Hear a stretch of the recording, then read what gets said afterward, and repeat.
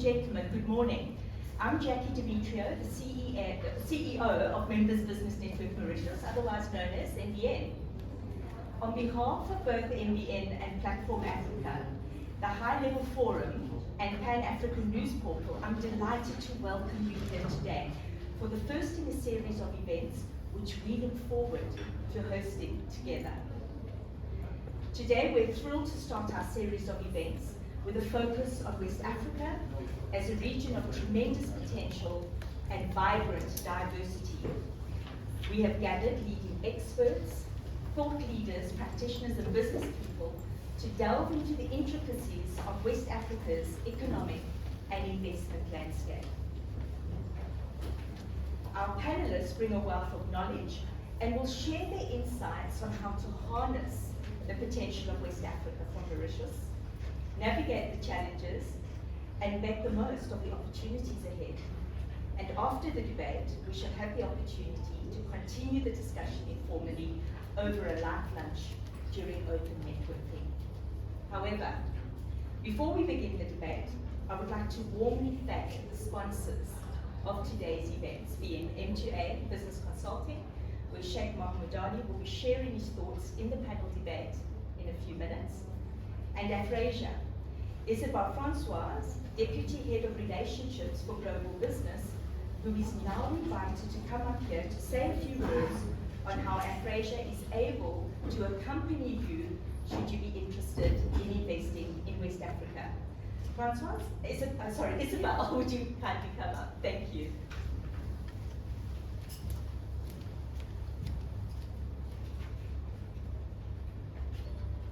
Ladies and gentlemen, a very good morning to you all. I am Isabelle François, the Deputy Head of Global Business at Africa Bank.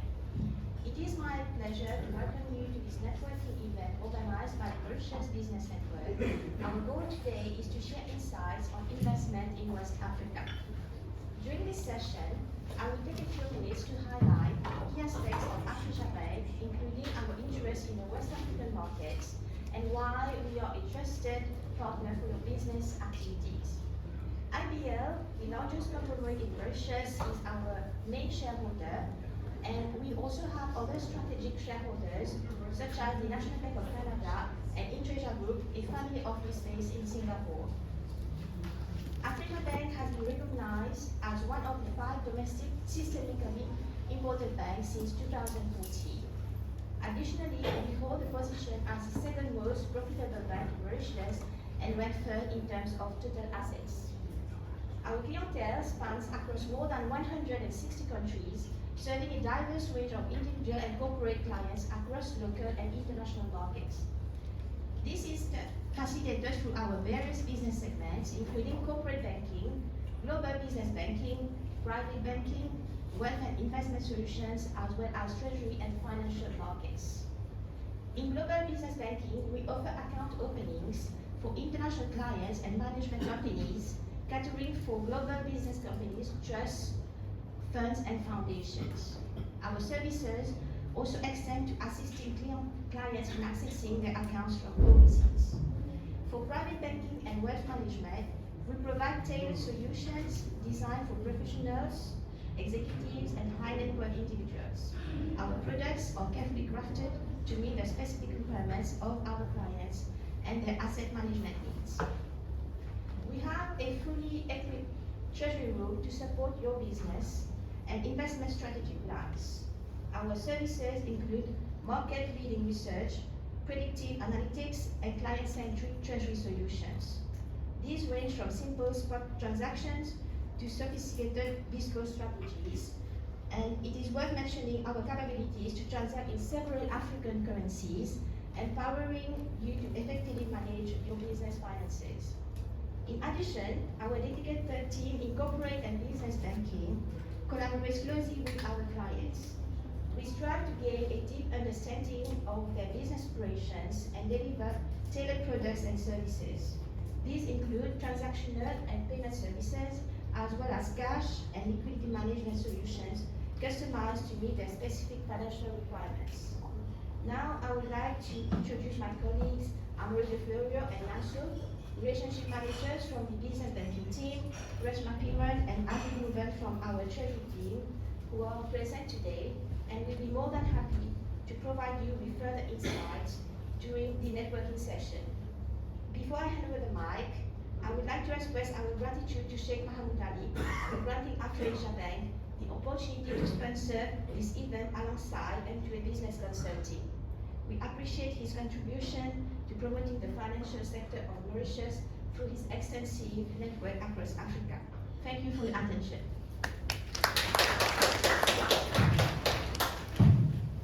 Fantastic. Thank you so much, Isabel. And thanks to the entire Afro-Asia team for your support today. Now, returning to the subject of today's discussion. West Africa, a land of rich cultural heritage and natural resources, is at a pivotal point in its history.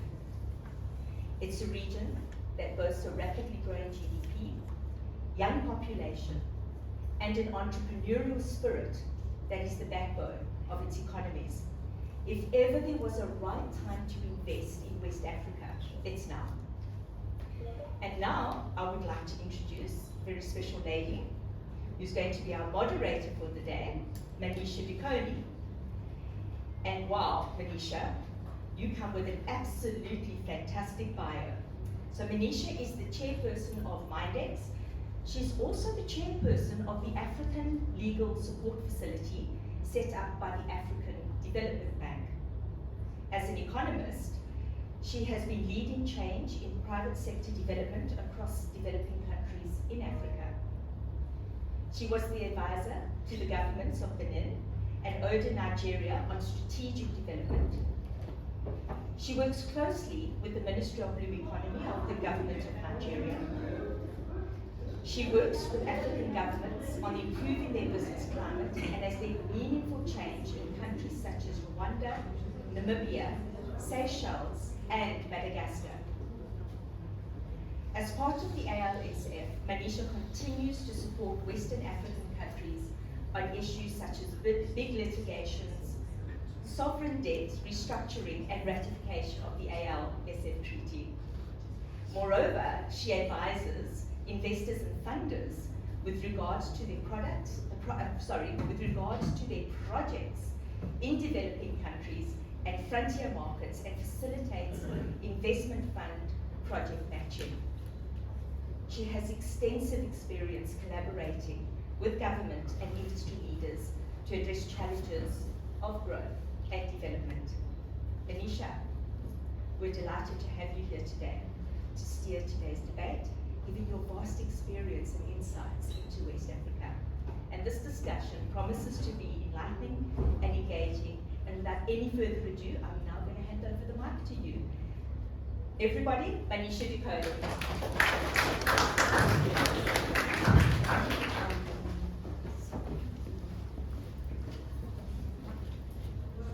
Thank you very much. Really, is this good?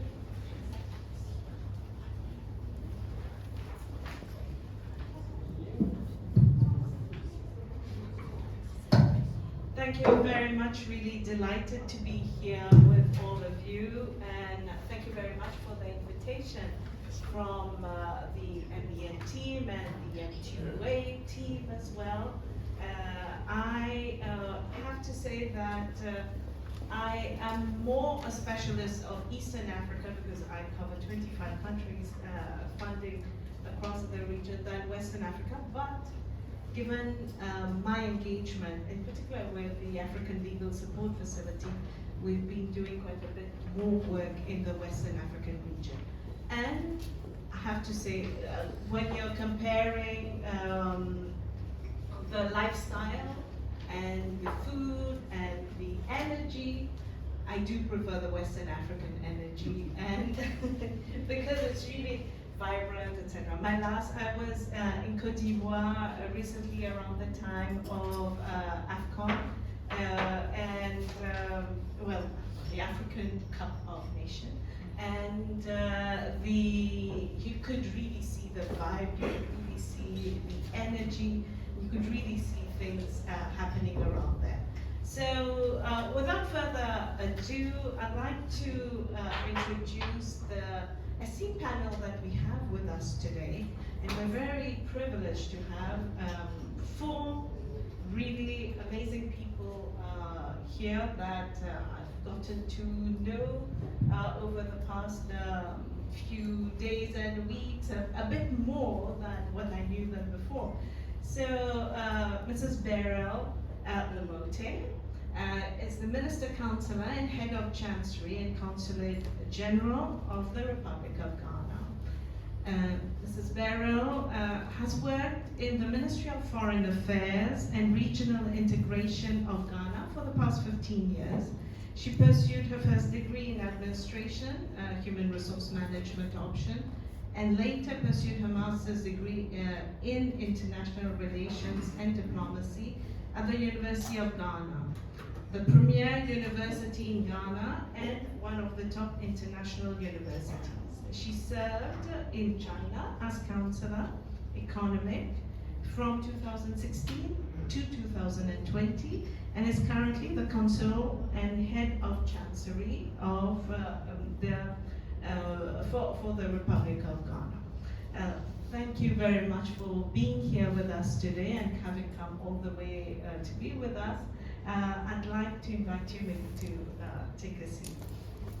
Next is my fellow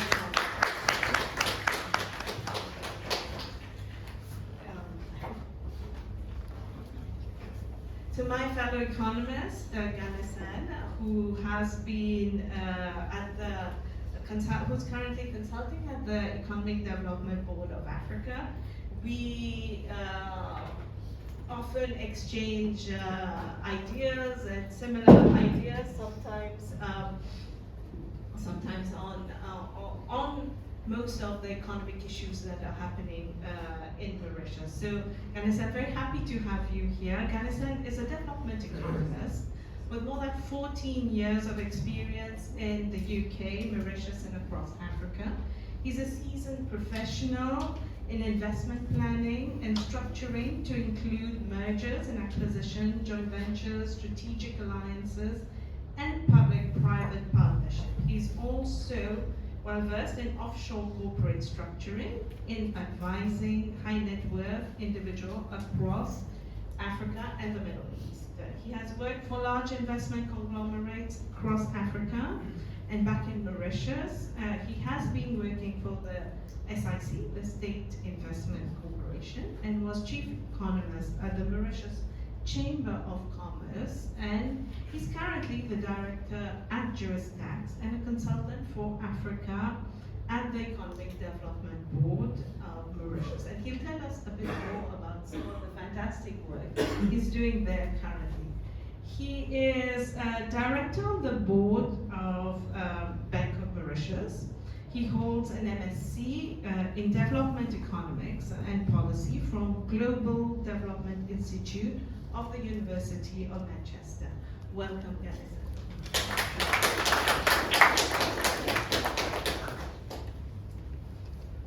Next, we have John Félicité, who is the Business Development Director for Africa from Ocorian. He, having started his career at Robert Fleming's in equity research, John has over 25 years industry experience. During his time, he had, this time he had a long career in portfolio management at London and Capital Asset Management, focusing on clients from the African continent. With a keen interest on entrepreneurial side of his clients' activities, John decided to explore combining personal wealth management and strategic business growth, focusing on integration of advisory, corporate, and business services. John has set up the UK operations of ABAX in 2015, and following the acquisition by Ocorian in 2018, continues to focus on building the bridge for those seeking knowledge, understanding, and investment opportunities available across Africa, whilst minimizing enterprise and shareholder value. Welcome, John.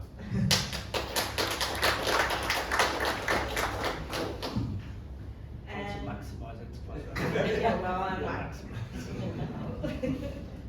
Well, I do think you've been very successful in there. We'll hear from that. Next we have Sheik Mahamoodally, who's the Group Finance Director of Orezone Drilling. Sheik is the Group Finance Director of Orezone Drilling, operating in Africa, and its subsidiaries for all financial strategies and business expansion for Mauritius and internationally. The subsidiaries are M2A Business Consulting, Orezone Contracting Engineering, and last year they acquired MBN Mauritius, hence our presence here. Sheik has worked as an expatriate in Africa, in different African countries, including in West Africa, and will be sharing his experience with us today. Welcome, Sheik.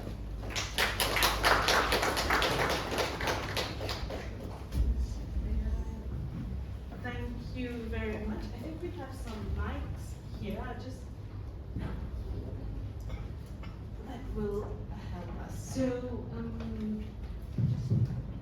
checking, we'll go over what we thought would be more of a conversation than having questions. We do have questions for you, but at the same time, feel free if there are specific elements that you want to interject on, etc., for us to speak. What we'll do is we'll have 2 rounds of questions, and then we really welcome your questions as well from the floor, because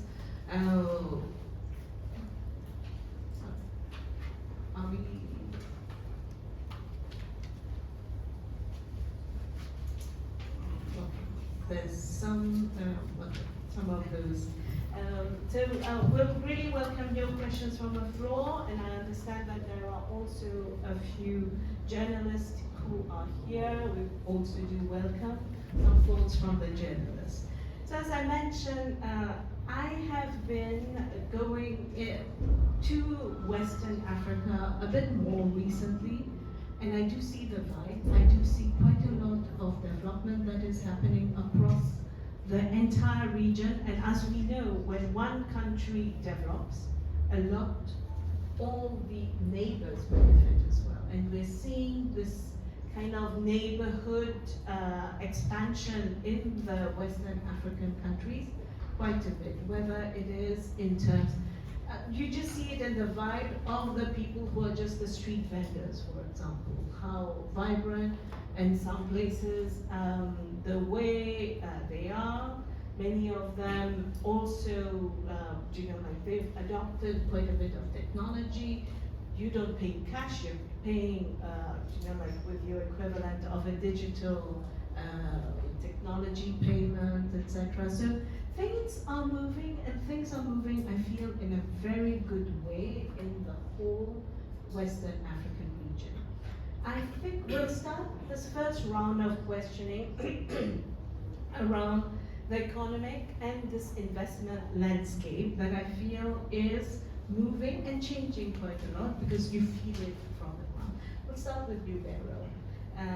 How would you describe the economic outlook in Ghana, and how would you characterize the investment climate in the country? Are there some particular investment reforms being undertaken by the government of Ghana designed to attract foreign investors? Thank you very much, Ms. Manish. Good morning, everyone. All protocols observed. Yes, I'm proudly from the center of the world, which is Ghana. So it is good to always do business from the center and move into other areas. Now, Ghana is a country located in West Africa, as indicated earlier on, with a population of 32.8 million people. But doing business in Ghana is just like doing business with over 300 million people because of ECOWAS, the Economic Community of West African States. Ghana is one of the best places to do business in West Africa. In fact, we are the gateway to West Africa. It will be very good for you to come through Ghana, enjoy the good facilities the government has put in place for your business to thrive at all costs.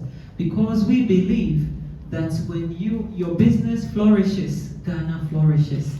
So we are working hand in hand with business people for our mutual benefit. Indeed, Ghana has a lot of goodies for every investor and potential investor from this year onwards. We have further increased the kind of incentives. We have tax holidays. When you are coming in to produce, you bring in your equipment tax-free, the equipment, the machines you'll be using for the manufacturing. Again, we have economic zones that you may choose depending on your sector, the sector that you are interested in producing. We have for processing, we have industrial park, we also have technology parks, and many others. Now, if you decide to do business in Ghana, we want to assure you that it is the second most peaceful country in Africa and the 38th most peaceful country in the world. And every business person would want to look out for how peaceful and secured their businesses could be. And Ghana is providing you that. We've had elections, but each time it ended peacefully. And also, I want to assure potential investors that Ghana is one of the few countries where you can go to court on your business issues against government and still win if you are right. And so I want to assure you, it's not a country where the change of government affects businesses. Your business is separate from government issues. And where you think government is at fault, because it's a country of rule of law, you go to court, everything is determined there, and if government is at fault, government is ready to do the reparations. And again, Ghana has a very literate population, a very youthful one. Our literate level is about 68%. And so whatever business you are coming on board, you are sure of getting trainable youth who would quickly adapt to whatever you are teaching them in order for them to be able to work with you and help you achieve your goals there. Our GDP is 186 billion. That is as at third quarter 2023. Our inflation level was a bit high, but it's really come down. We had a lot of challenges in 2022, getting to 2023, but I'm assuring you that a lot of things have been put in place to ensure that the economy bounces back. We have a lot of tax incentives also to encourage every business person. And I want you to know that Ghana is the preferred destination for your business, whatever business you are considering. And so I welcome every one of you to the center of the world and the gateway to West Africa to do business, and you will realize it was the best decision. Thank you. Thank you very much, Beryl. Ganessen, I know there are.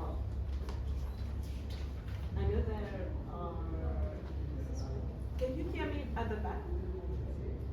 Okay, good, thanks. So I know there are some changes happening, and there are some reviews that are being done, in particular for the strategy.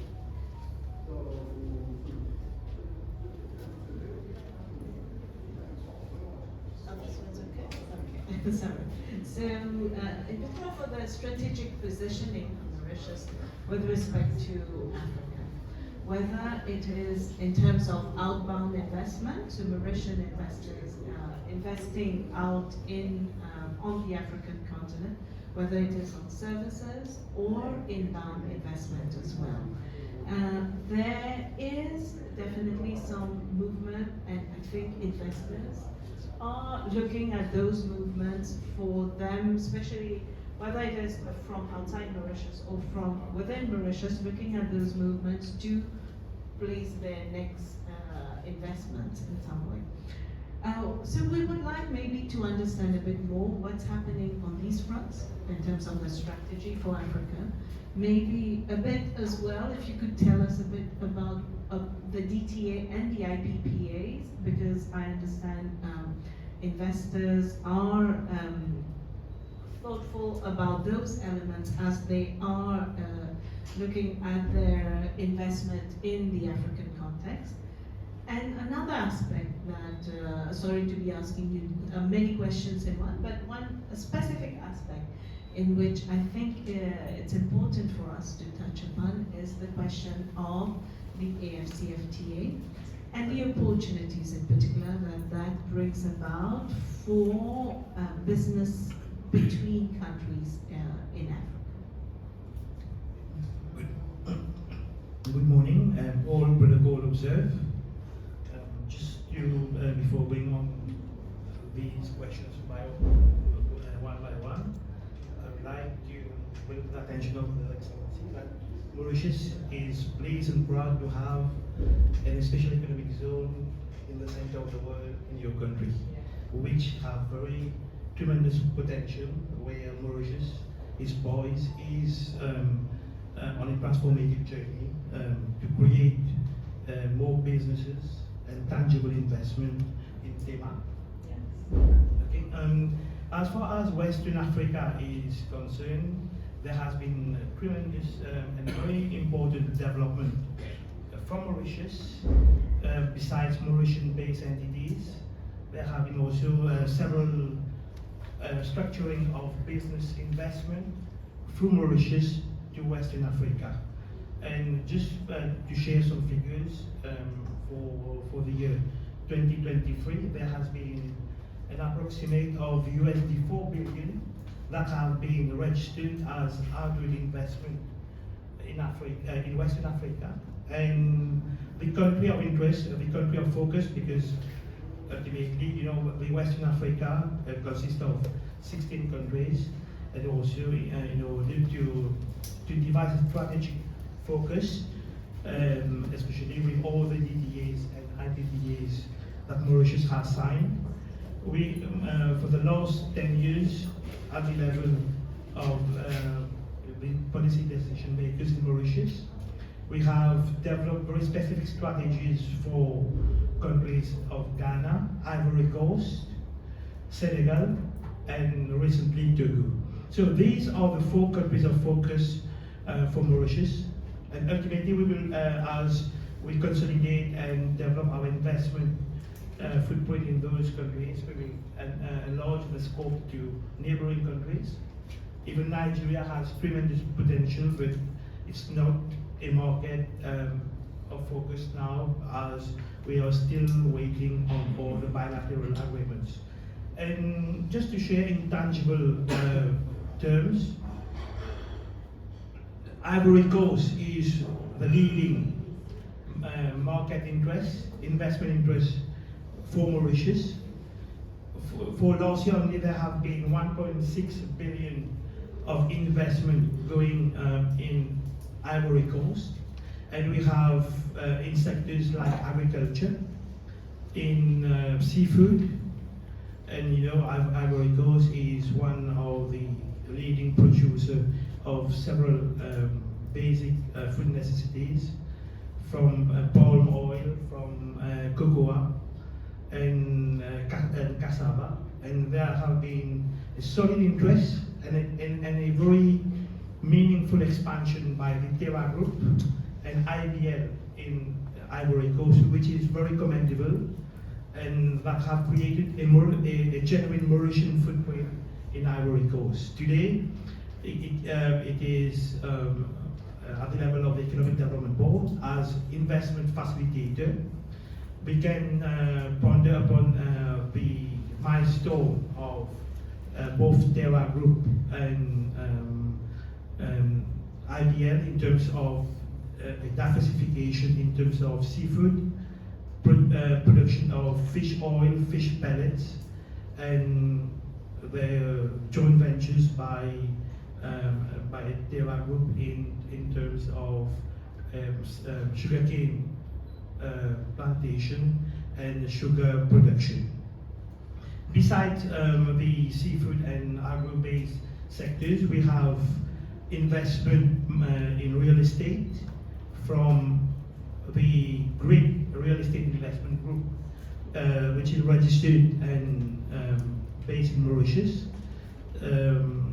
listed on the Stock Exchange of South Africa and London.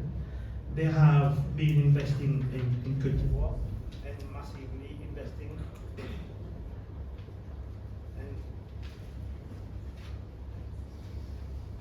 and investing massively in Ghana. In terms of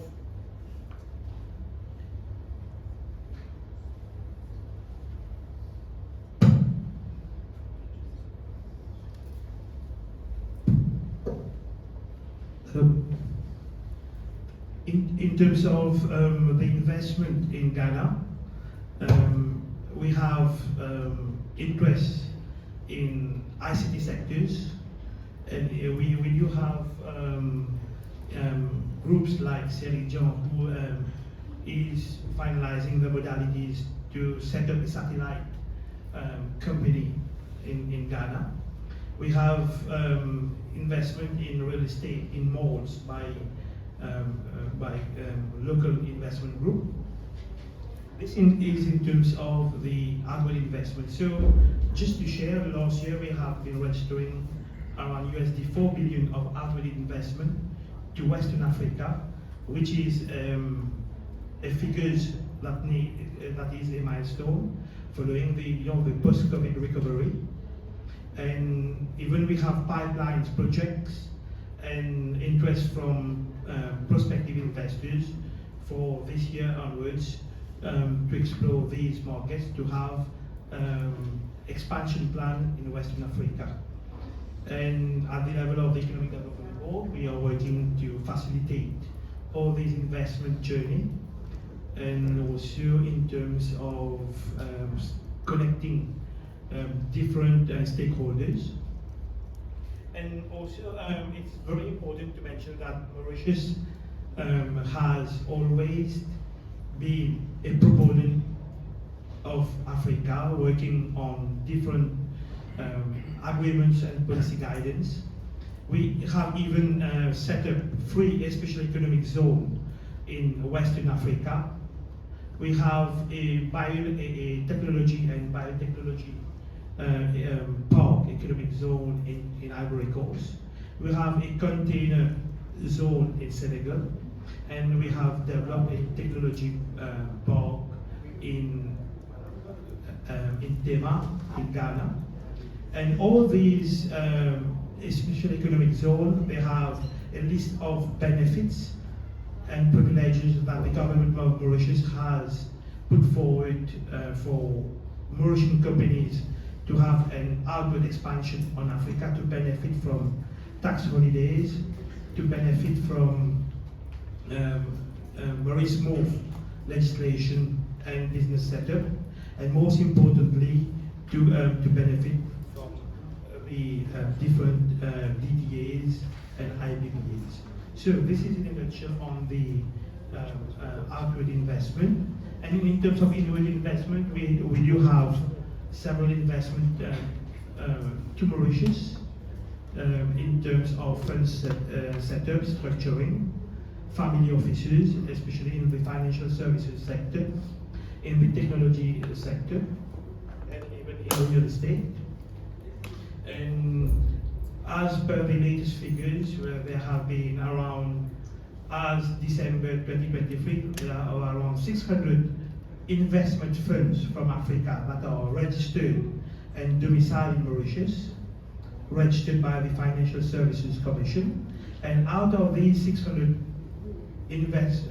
funds, it consists of private equity funds, sovereign funds, and we do have equity funds, wealth funds, and we do have around 12 sovereign funds that are owned by different countries of Africa that are managed, administered, and domiciled in Mauritius, which shows the importance and the credibility of the MIFC.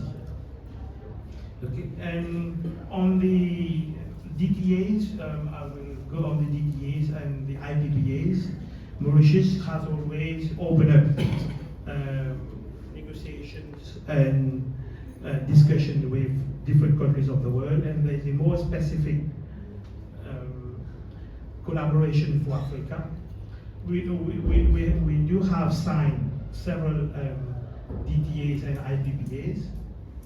We have a DTAs as a case that has worked fundamentally and in terms of facilitating investment between Mauritius and Ghana.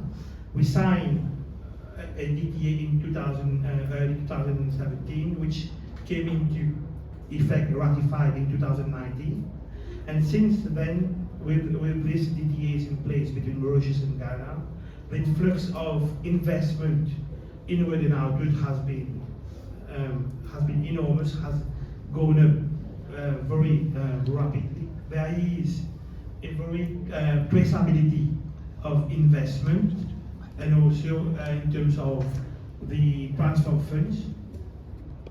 And we are replicating the same in countries like Côte d'Ivoire, which we are analyzing. And there has been some rediscussion and renegotiation with Senegal, but we do have some 9 DTAs that are in full swing of operation and in practice.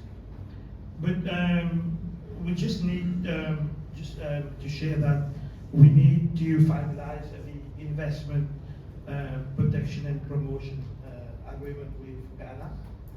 It has been signed but not yet ratified. Maybe this is one of the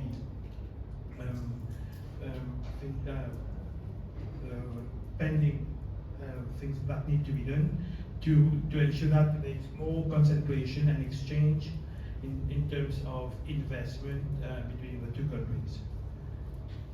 And also Mauritius, we are leveraging on the potential of the Africa Continental Free Trade Agreement, which makes Mauritius a trade and investment hub and a trade and investment corridor between the Middle East, Asia, and Africa. And the Economic Development Board is organizing on the 17th of May a full explanatory discussion on the Africa Continental Free Trade Agreement, where we will have members from the AFCTA Secretariat, which is based in Ghana, and Mauritius also is lobbying to have an office in Mauritius to represent Southern and Eastern Africa. So this speaks volumes on the importance and the developmental contribution of this free trade agreement. We do have a free trade agreement with preferential tariff and with China. We have the SECPA with India, and if we put all these in a trading landscape with the African Continental Free Trade Agreement, it creates potential for Asian companies to set up in Mauritius to benefit from trade in Africa, and from African companies to set up in Mauritius to benefit from all these trade agreements to India and China. So we have already crossed one of the most important yardstick, where we are finalizing the rules of origin that has been one of the impediments towards harmonizing rules of origin and standards across Africa. This is nearly done, and this will spur it creates dynamism, especially intra-regional trade with Mauritius and Africa, as from this year set and in the years to come. Thank you. Thank you very much, Ganessen, for this very extensive explanation, because I think it's important for us to understand the landscape and the framework that is being developed, and in particular the new negotiations as well that are going on, and what we can hope to achieve as well. John, over to you now. From your experience, vast experience in the international financial services field, how do you see countries in West Africa using Mauritius in the financial services? Thank you very much, Manisha. Thank you for all the guests attending today, all the protocols observed. I think it's a huge question, and it's actually an actual changing answer if you think about it, because Africa is still very much developing and emerging, and the ways that Mauritius can be used, I think, are still being developed by Mauritius alone as well. But just going back to some of the comments that Ganessen made, I mean, of that 4 billion that's being used to invest through Mauritius into Africa just in the last year alone, I think it's important to recognise that I think approximately 183 million is actually from Mauritian firms, which, think about it the other way around, a lot of African-based businesses, companies, governments recognise Mauritius as important, but they have this perception that it's only being used as a hub. I think it's also very important upon ourselves, all of us in this room, to promote the fact that actually Mauritian companies are also now investing into Africa, and that will change the actual way that they will look at Mauritian firms, the way that they will look at Mauritius, because we're not just using it as a platform. We're actually putting skin in the game. We're actually making long-term investments to create jobs on the ground in and across the continent. Also, another interesting point, coming back to what Ganessen said about the DTAs. I think maybe 8 years ago, everyone had said to me when I stood in the UK that DTAs are vital for Mauritius to actually progress. The details were, the DTA were the driver of business into India, and without those, we would do no business in Africa. But actually, having read some reports recently, I've noted that 53% of all investment from Mauritius going into Africa is into countries where there is no DTA. So actually, whilst DTAs are relevant, they're not actually as important as they used to be. People are still using Mauritius as a platform, as a conduit, for various reasons. The obvious is obviously to structure in a neutral jurisdiction for all the reasons that Ganessen's just mentioned. Most important being ease of doing business, but other than structuring to attract partners, it's also to work with the banks, the likes of Afrasia Bank, the likes of all the other banking community here, to provide that trade finance, to provide that project finance, to provide that source of FX, which is somewhat easier to get hold of here than it would be in some of the other countries. So that's a real driver as to why people are coming to use Mauritius. Source of partnerships as well. I've seen a lot of people coming to use Mauritius as a jurisdiction because yes, they can structure a holding company, a GBL, they can structure a trading vehicle, but also they recognise that Mauritius is being seen as a source to find partners from other parts of the world as well. Just looking at the other companies that are here, having conversations with people, seeing actually which markets they're going into. And we have a lot of entities that operate with us as Ocorian that are just setting up here purely because it was the choice of the joint venture partner to use Mauritius to come in. We've not spoken about wealth management. We spoke about financing for the company, but a lot of these business owners, a lot of these corporates recognise the use of the importance of substance and having personnel on the ground in Mauritius.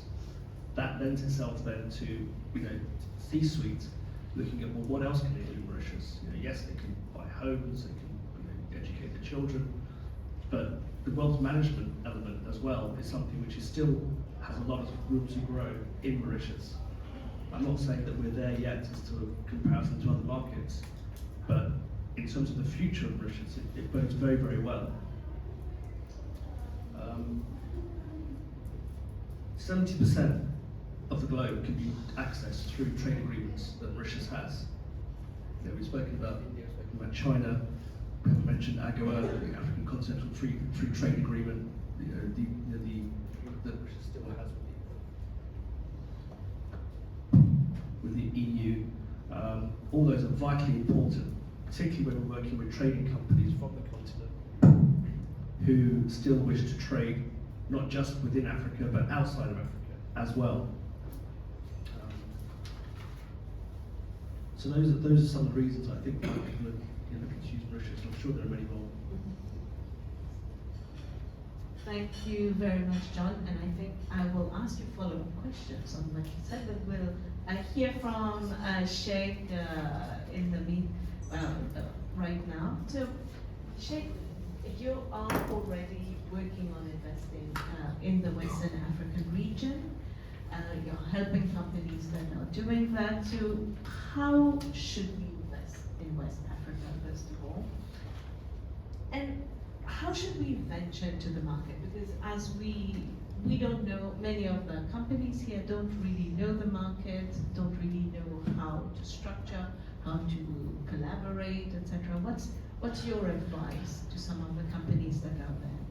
And then maybe a last question in this round to you in particular with respect to the number of elections that are going to happen in the Western African region or that have happened in the Western African region. What should we be expecting, not in terms of results, but like in terms of investment and investment opportunities in that respect? I think I got the good morning, everyone. Looks like I got the tricky question from you. West Africa, well, I heard we spoke a lot on Ghana, etc. Okay, but West Africa, it's about 14 to 16 countries. That's about 16 countries in West Africa, okay, including Ghana, Nigeria, Benin, Togo, Mali, Senegal. Hello.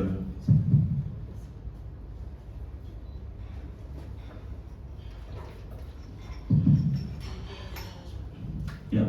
So investing in West Africa, it all depends. What is your business model you want to go into West Africa? Many people have that conception. Okay, I go to African countries, I do the same like I do in Mauritius, and I do copy paste in those African countries. So the reality is totally different. We invest a lot in Africa, and we also expand a lot in Africa, and we have multiple experiences. So before.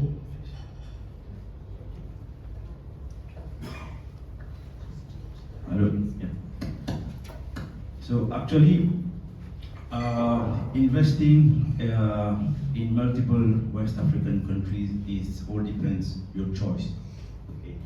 Because West Africa itself is a land of opportunities, from the mining, from agriculture, from fintech, from logistics, from port, from hotelries, everything. So it all depends which sector, which company, which country, and which currency you are more comfortable to invest. Okay? Because some companies, they prefer to invest in Senegal because Mauritius has a, let's say, DT in place, all infrastructures, framework in place, and the banks are comfortable with the country, so there's no much questions of, you see. But that doesn't limit with Senegal, because there are other countries, they are thirsty for investments. I give example for Mali, for example, where we've been very active there. There is no supermarket in Mali. all over Bamako. So it's a 3 million population with no supermarket. You'll get most probably what small shops, convert mini market as such, but 80% of their consumables, food, they all import. So Mauritius has a place to do their business. You see, health sector also out.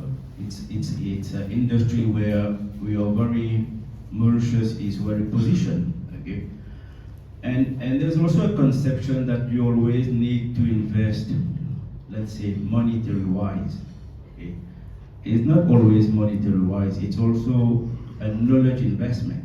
For example, we are very well positioned in hotel business here, and you have an island called Cap there, which is very positioned of small, similarly like Mauritius, and their experience in hotelry is less than 30%. So their market to capture in West Africa, it all depends, like I said, the business model you want to enter. And the reality in Africa, I heard EDB, I heard John also say a lot about the agreement in place, the Agyeiwaa in place agreement, multiple agreements, okay, in place. But at the end of the day, when you enter into the African market, they don't know all these agreements, the reality. The reality is, if you invest $1, okay, what will be the community will get first? That's what's most important. How you will protect the country, how you will contribute in the country youth, how you will contribute in the country progressing, like infrastructure, road development, school.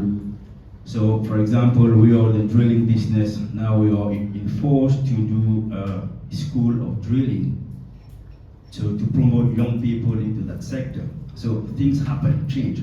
So that's why the question that Manisha asks about political elections. Okay, there are some industry actually directly affected with political changes, and there are some industries that doesn't affect. For example, agriculture. Whether you have election or not election, people will still eat. You see, mining industry, they are very linked because last year the mining has invested $60 billion in West Africa in the mining sector. So it's a big game player, and obviously a change in the law. For example, let's say they give more local contents. Let's say 50% of your shares should be given to local communities. So you can imagine if you have invested by $1 million and you need to give it free of charge in, let's say, within 6 months. So there are a lot of challenges, the reality of West Africa. So investing in West Africa, coming back, it's all, what are you ready to take as risk? And where do you want to go in 3 or 5 years, technically, you see? And we have also that conception that if we invest in Africa by millions of dollars, we should go by, let's say, 10, 20, 11 million of dollars. I personally don't agree about that, because you can invest by a joint venture. You can find a local partner.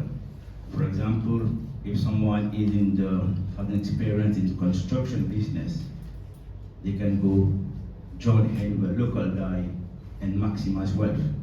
You see, by experiencing, by little investment, and then slowly capture the market.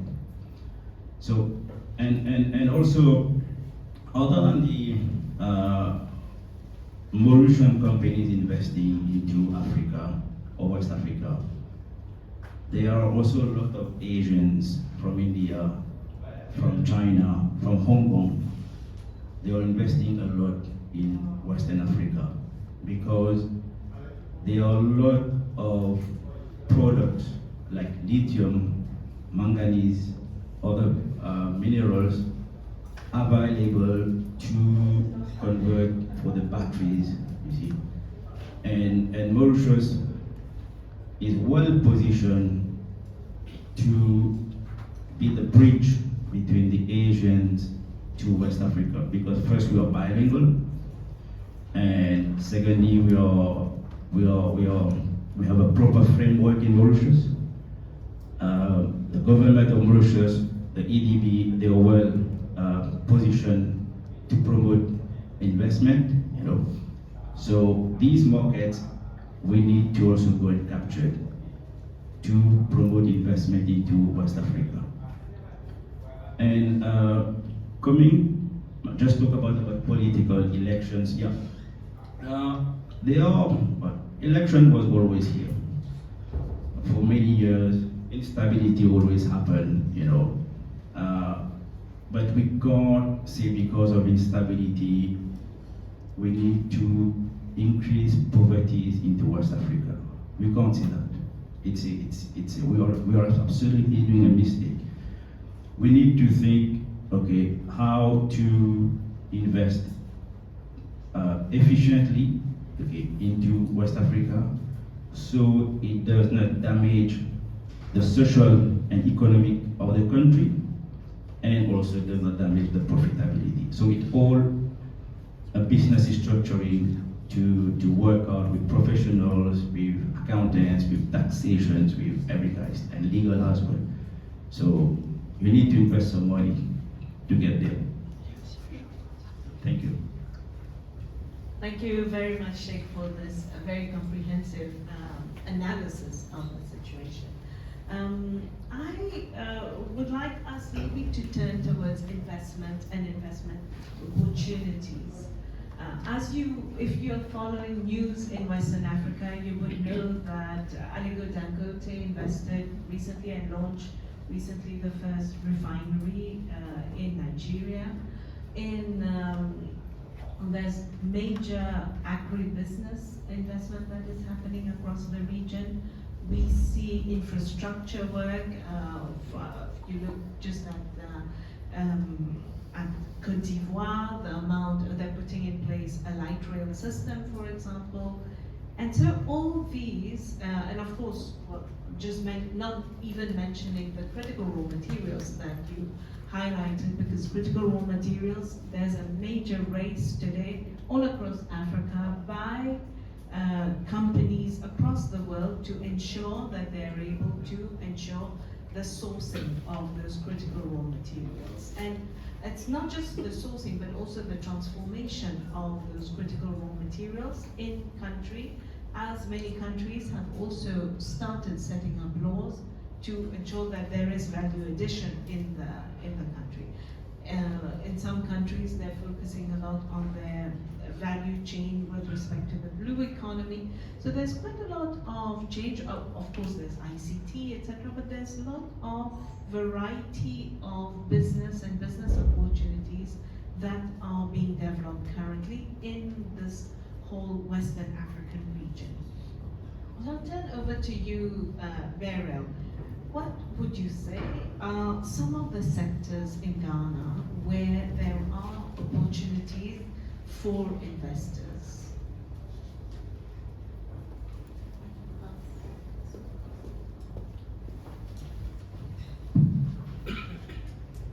Thank you very much. There are lots of opportunities for investment in Ghana. Agriculture. I think throughout West Africa, we produce a lot of similar things. In Ghana, we have one of the best fruits. In fact, we are the largest producer of cassava manioc, and I know that Mauritians love it so much, so you can start thinking about that. We have a large market in the US and in EU that we haven't been able to meet yet. And so we are looking for investors who would come on board to help us add some value addition for some of the products that we send abroad. We also have huge arable lands that you can grow agricultural products on. Our fruits, and our vegetables are one of those sought out for in the US and in the EU and UK. Now, we already have some businesses in that area, but we need more hands on board, large farms, because we are unable to meet the demand.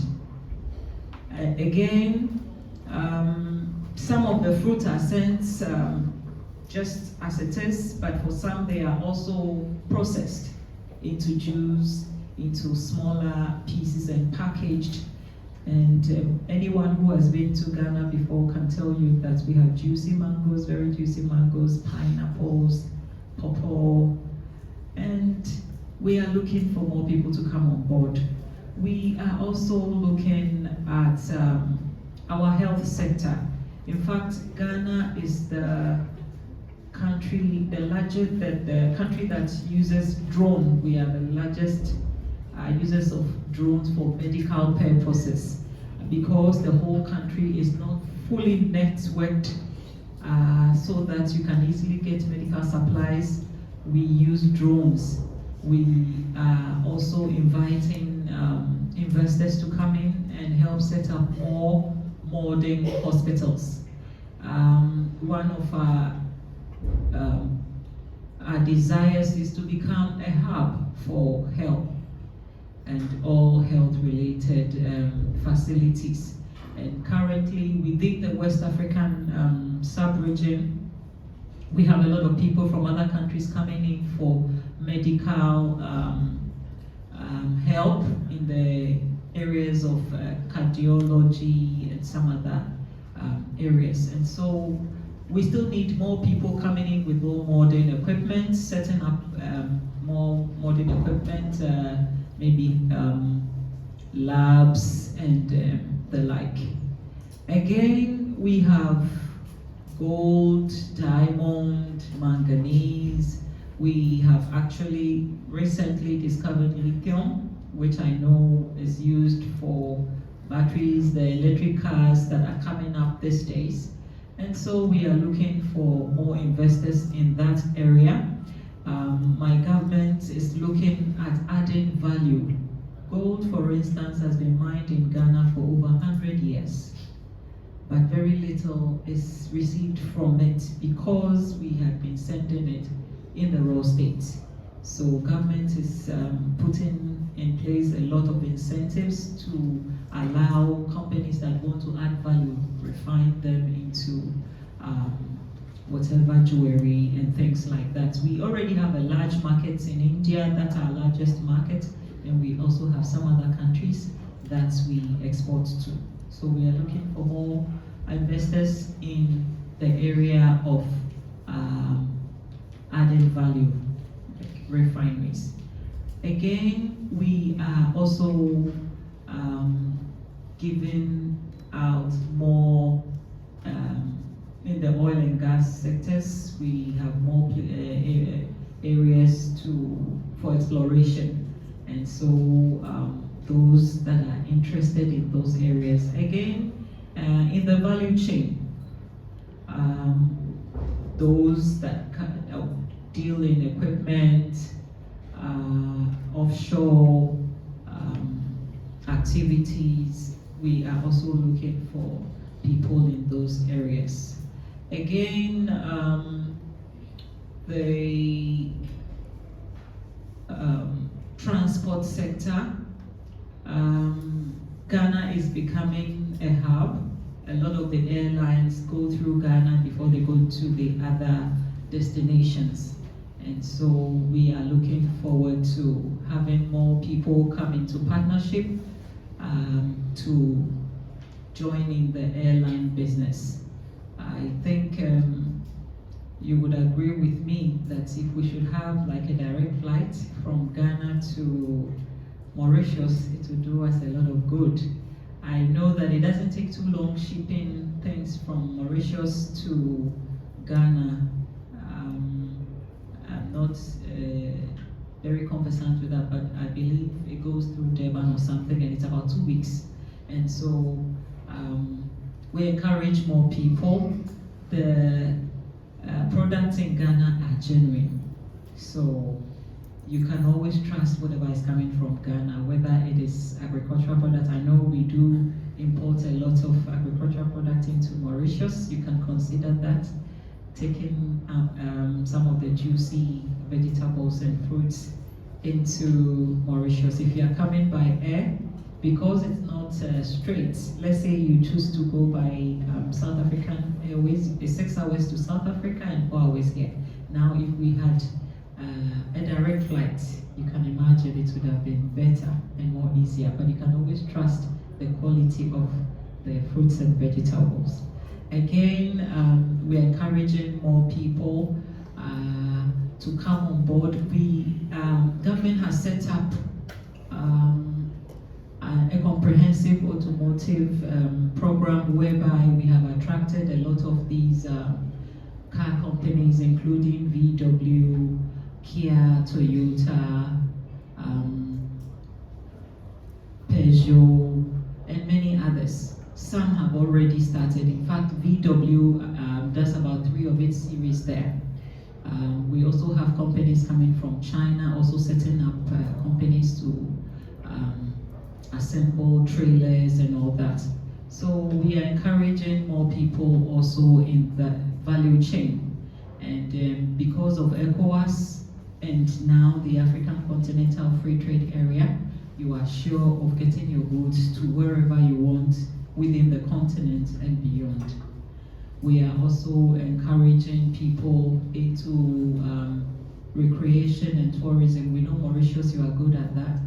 We have a lot of natural sceneries and a lot of natural tourist areas in Ghana that we need to just add a little value, and I believe they will be just ready.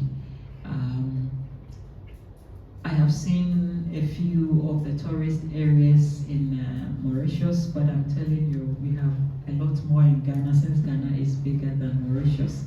I know you have had a good look at the eastern side and the southern side when it comes to tourism. Come to the western side, and Ghana is the place. We have a lot of wonderful things for you to experience, and as you come and enjoy them, you're also looking at what you can bring on board as an investor. So when it comes to spas and the like, we also have that, but it's not very much developed. We are looking for more investors in those areas to set up a lot more spas and other health facilities in that sense.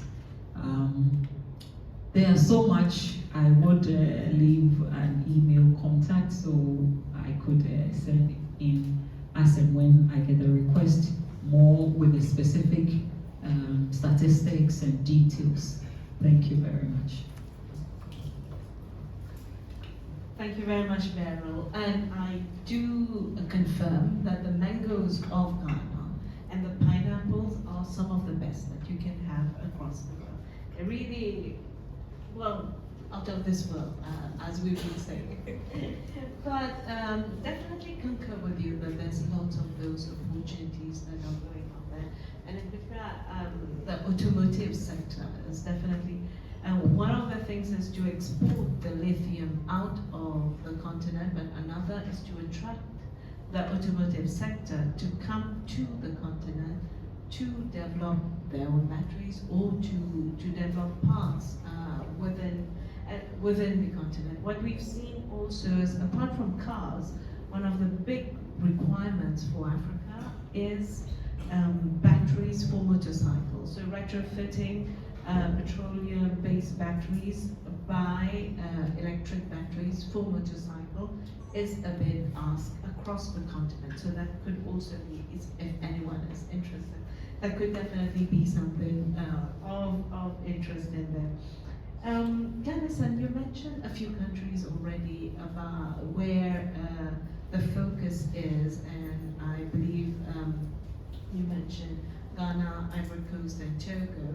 But maybe it would be good to understand in a bit more detail some of the specific sectors or countries that you're targeting, perhaps this year in the short and medium term, Some of your upcoming activities, you did mention that there is the AFCFTA meeting, conference that should be happening somewhere in May, I believe, and other missions. And last but not least, are you going to have another Africa Partnership Conference as there was last year, which was, I believe, quite successful in terms of attendance and in terms of the outlook that it brought? To start, just to share with you in terms of the strategy, it's all a national strategy by the government of Mauritius to have a more African-centric focus, and we are in the process of finalizing, reviewing, and finalizing our Africa strategy for Mauritius with 2 deliverables. To increase the investment inflows and outflows, and the trade inflows and outflows between Mauritius and the African continent. And we are also on a transformative journey with the Africa team here, where we are setting up an Africa intelligence platform at the level of the Economic Development Board. It's going to be an online interactive platform that will share country intelligence, trade intelligence, and market intelligence between Mauritius and Africa, and which will be one of the key reference points for prospective inbound and outbound investors. And also there will be a list. Just to share, we are already working with UNIDO, where projects and investment proposal in and out of Africa and also in Mauritius can be they can be flipped and scrutinized on an interactive Africa platform set up by UNIDO. And the same we are going to replicate, we are going to extrapolate and share the same information in our Africa Intelligence platform, where you will all have the privilege to look into bankable projects inward and outward. And we are very committed to ensure that there is a big systemic shift in terms of concentration from our traditional market and more towards Africa. And also, if you see the figures, France, which has been the main traditional investment and export market prior to the pandemic, and in 2020, 2021, it's South Africa that has been the number 1 export market, and also which shows a more regional concentration for Mauritius, especially in time of crisis, where there has been severe disruption in the global supply chain. At the level of the Economic Development Board, we are in full swing now with the Africa strategy. We have a team that is going to, Africa with 54 countries, we have devised Africa into 4 strategic roadmaps. We have our Southern Africa Strategic Action Plan, we have our Western African Strategic Action Plan, the Eastern one, and we are not yet done, but it is still under preparation for the North Africa region. And South Africa being one of the main focus market, we have a multi-sectoral mission starting from the 21st of April in South Africa.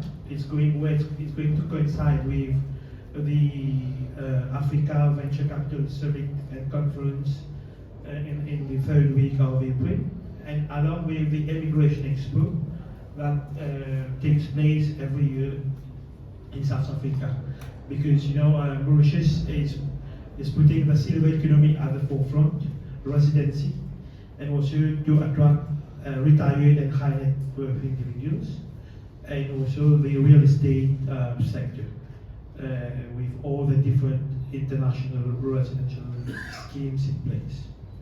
And in August, we are going to have our West Africa Investment and Trade Promotion Mission, covering the country that we have just discussed on, mainly Ghana, Senegal, Togo, and Ivory Coast. And we can be, a mission with the collaboration of different stakeholders, and our team at the level of the ADB will share all the information. We can partner, we can even schedule business meetings, very focused meeting as per your areas of investment interest. And very important for this year, everyone has been asking about, will there be a Mauritius Africa Partnership Conference? I, along with the team at the DB, the Africa Desk, we've analyzed a bit on all the feedbacks of last year's and also for areas of improvement. Mauritius Africa Partnership Conference was more of a holistic approach in terms of more policy, institutional, and now we just want to go in the thick of the priorities. We have decided, and it has been approved by the board of the the board of directors of the Economic Development Board. We have our vice chair in our midst, and this year we are going to organize. It was initially a Mauritius Africa Investors Meet, but now with the board recommendation we have enlarged it with the collaboration of Agyeiwaa. We are going to organize an Asia Africa Investors Meet 2024, tentatively in September. It all will depend on any development in the months to come. But the ultimate objective is to connect investors, investment groups, joint ventures, to create the ecosystem for strategic alliances, even public-private partnerships, for both inbound and outbound investment. There will be and we are working on a list of bankable projects for the time being from the state point of view, and we will also invite investment private sector groups in Mauritius to use our template to list and fill in the prospective projects that can be showcased during the two-day event to potential investors, where they can get an investment interest from those investors from Africa and Middle East and Asia. The ultimate aim is to bring the likes of Aliko Dangote, which is a good friend of mine. I met him in 2017. He does have an investment appetite for Mauritius. He does even consider of having a bunkering projects. Then I have a good friend, Mr. Félicité from Ghana, who owns the World Trade Center. So these are going to be the investors' profile from Africa, eminent investors. And also we are developing collaboration with Forbes Africa and Wealth Africa, so that they can partner with the EDB in terms of creating visibility, and also share their list of investors, African investors, that the Economic Development Board of Mauritius will invite officially and formally to be part of this investors meet. And so the ultimate objective now is to ensure that we create an appropriate environment for investment connection, to bring investors in one platform and to focus on investment formulation, planning, and financing. We do have organized several more holistic institutional policy and investment facilitation, but now we want, in concrete terms, investment and investors group to come, meet, discuss, and elaborate and assess potential projects both in Mauritius and in Africa. Thanks a lot, Ganessen, for this. Sheik, you mentioned in your earlier interaction with us that this question of youth engagement with the youth or employment is very important when you're considering investment into Africa. You also mentioned the question of currency, but maybe the availability of currency is also sometimes a blocking factor when we are looking at investment into the region. So what would you say if well, maybe if we could go a bit deeper into how to invest, shall we say, intelligently into the Western African region, and what sort of issues you feel investors are likely to face, and how maybe if you have some experience about those, and how do you face those as well? I just want to highlight that recently there was a lady from Ghana who invented an electrical car in Ghana last 2 months. So it showed that there are a lot of potentials in Africa. So first of all, we need to know that before I say anything about the local mindsets and local people, it's important to know that the question is why Africa cannot produce its own cars, own motor vehicles, own batteries, because everything, I mean, most of the Asians, they extract from the Africa, send to Europe, send to America, and sell it back to Africa. Okay, like for example, Nigeria, they used to export the oil, do the refinery outside, and they buy it back at a higher price, which doesn't make sense. You see what I mean? So the question is, why are we blocking the youth to grow in Africa? You see, because we have Africa, we can say we, because Mauritius also form part of the African communities. So why are we not doing proper investment to promote the youth? You know, it's like the question is, and the answer is, it's just like nowadays most of the leaders, okay, from the African community, and I will speak especially from the Burkina Faso, Ibrahim Traoré.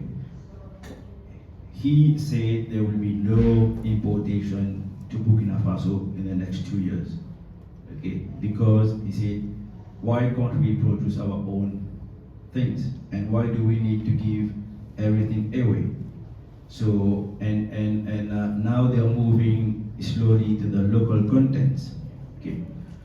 But the challenge is the African community, they don't have the experience now, the skills to develop such productions. You with me? So, for example, if we go into, let's say, sustainability development or having a photovoltaic industry in, let's say, Ivory Coast, we lack of local power. There's a lack of power in expertise in Ivory Coast. So the law that they want to implement is there must be a transition plan for the investors to come. So when they come and invest, they need to invest, it's fine, but at least there should be an increasing factor of local employment and a decreasing factor of expats. And at the same time, it protects the local guys and also the government as well in terms of reducing of poverty. You see, so we always have the, you know, like we said, the capitalists always have the mindset of investing and pull off the profits and leave nothing in the country, and I think that dates 20 years back, but now things change in Africa. You see? So I'm talking from an experience perspective, you see, not from a book perspective or black and white. It's on the ground perspective things. It's that we are forced to protect local guys and reform them and make them entrepreneurs.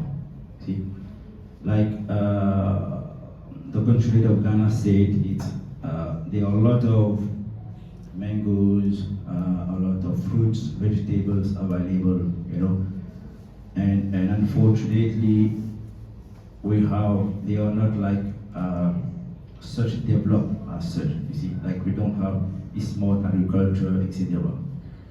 And that's the government, and I'm sure the government also is doing a lot to promote these investors to come and invest with the youth as well. And from a currency perspective as well, I do agree that's the biggest challenge on the market is many foreign currencies like USD, euros are not often available, and difficult to move currency out. Okay, like for example, Ivory Coast, I know it's just a pain to move the currency out. It's not easy. It's not easy. If you don't get your ducks in a row, if you don't do everything right, you can't do things. You can't go out. And it's a lengthy process to transfer money out from Ivory Coast and some other countries as well. So that's why what I said before in the previous question is your business model and your business structure is very important before to select which country you need to go, and also how to move your currency between the countries as well. You see, for example, out of these 16 countries, about 12 countries, they share the same currency, CFA. Okay, and CFA, which is good, is they have a top fix all around the year with euro. So there's other countries that are more flexible than Ivory Coast to transfer funds. So that's why a business structure is crucial before investing into an African market. It's crucial. You can't just go and pump money and say, okay, and face problems.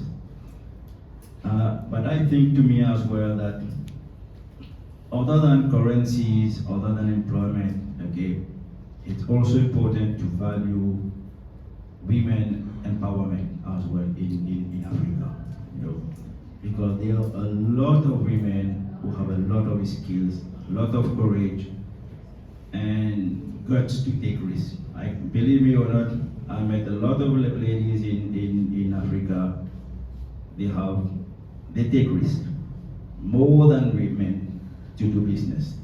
Like in Togo, where we are well positioned, okay, and we are also looking to buy a juice industry in Togo soon for bio, and you can see I met more than 50 ladies. They're entrepreneurs, and they are doing cereals like Nestle, Nestum, all this stuff, you know, and also they are doing a lot of packaging and a lot of business training women. So I think we should not neglect that part when we talk about investment as well. Thank you. Thank you very much, Sheik. On this note, I'm glad you're mentioning women, because everywhere I've been across the Western African region, you see the dynamism of women in entrepreneurs, in developing skills, training others, and helping each other as well. in developing quite a bit of work, and I see many of my lady friends who are here who are all helping each other. So I think we should set up a business to invest in Western Africa. But John, on the question, you mentioned that wealth is one of the areas that is perhaps less explored, and so would like to understand a bit more about this and where you see there are opportunities in that front.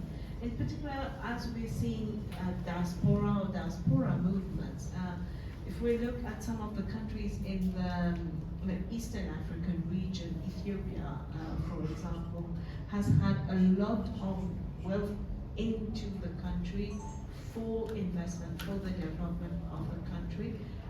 I'd like to get your perspective on how similar type of things are happening in the Western African region through the diaspora engagement. I know some of the countries have got very big diaspora and very wealthy diaspora as well.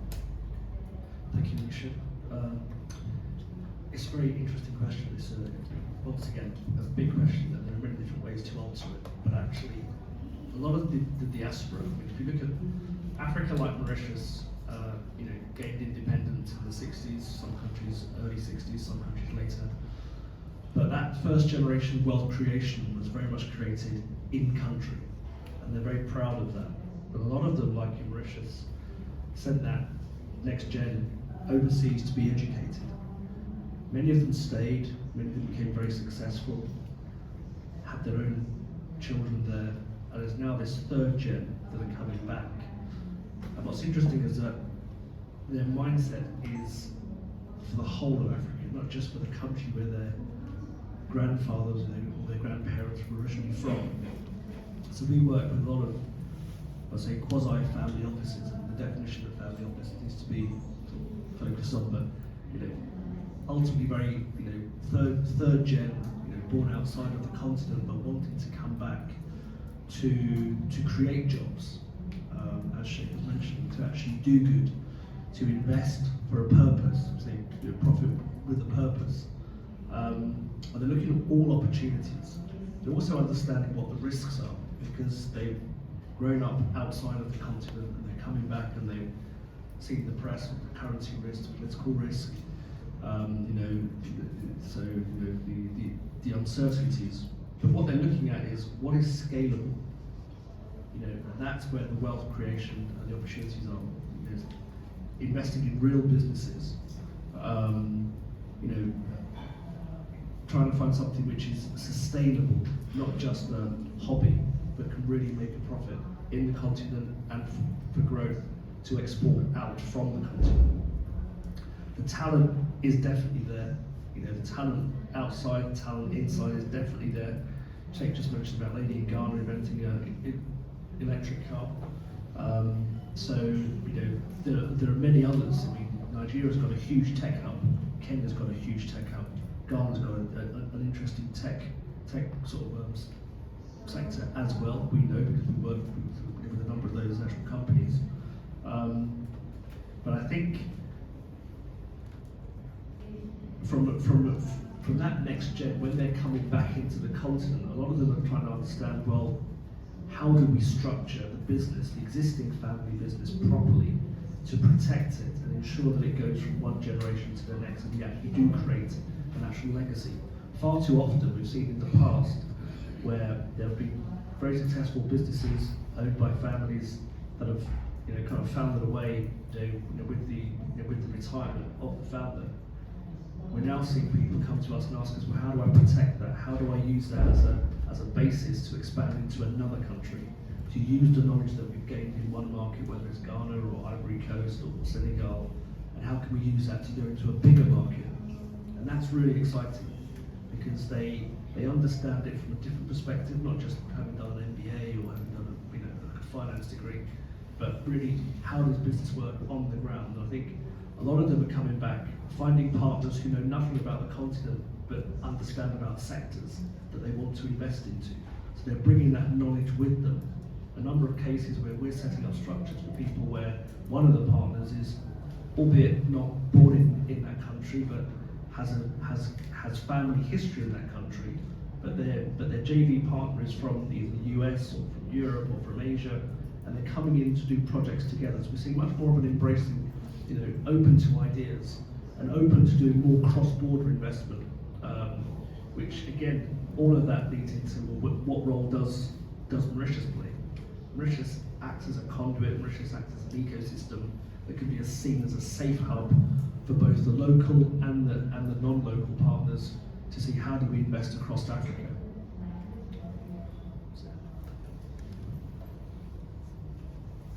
Thank you very much. With these, we're going to open the floor for a few questions. I just wanted to check how many of you have got questions, so I know how to organize it. Okay, so I see quite a few questions. So perhaps what we'll do is we'll start with the first round of questions. We'll take maybe 3 or 4 questions, and then we'll take successive 3 or 4 questions. We'll start from the back, and then we'll come down. Sorry. Okay, I just want to make a point regarding the currency before the questions come in. Okay, okay, please. Okay.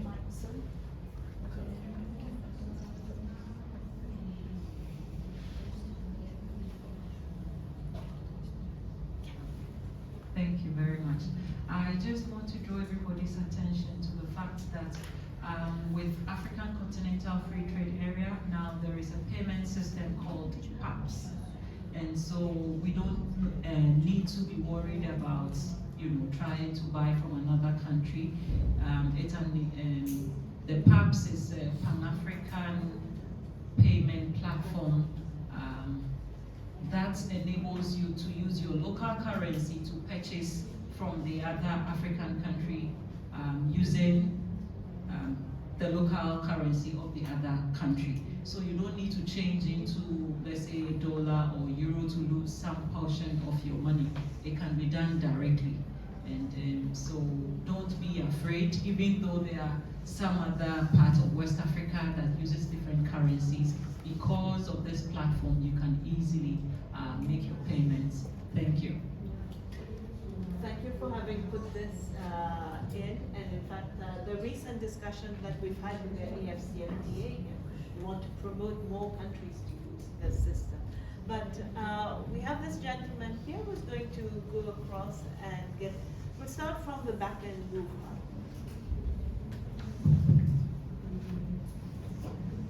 Hello, good afternoon everybody. This is Dr. Sunil here.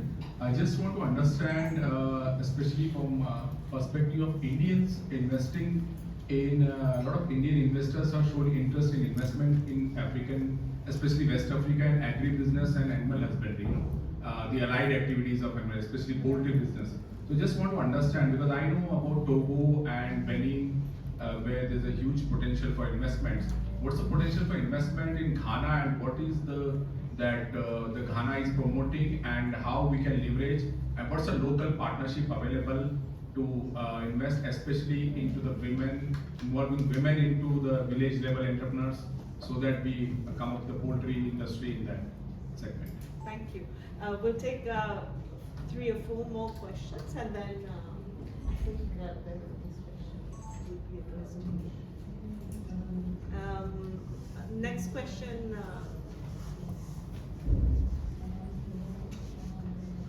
Sorry, I think it's more. So, next people here.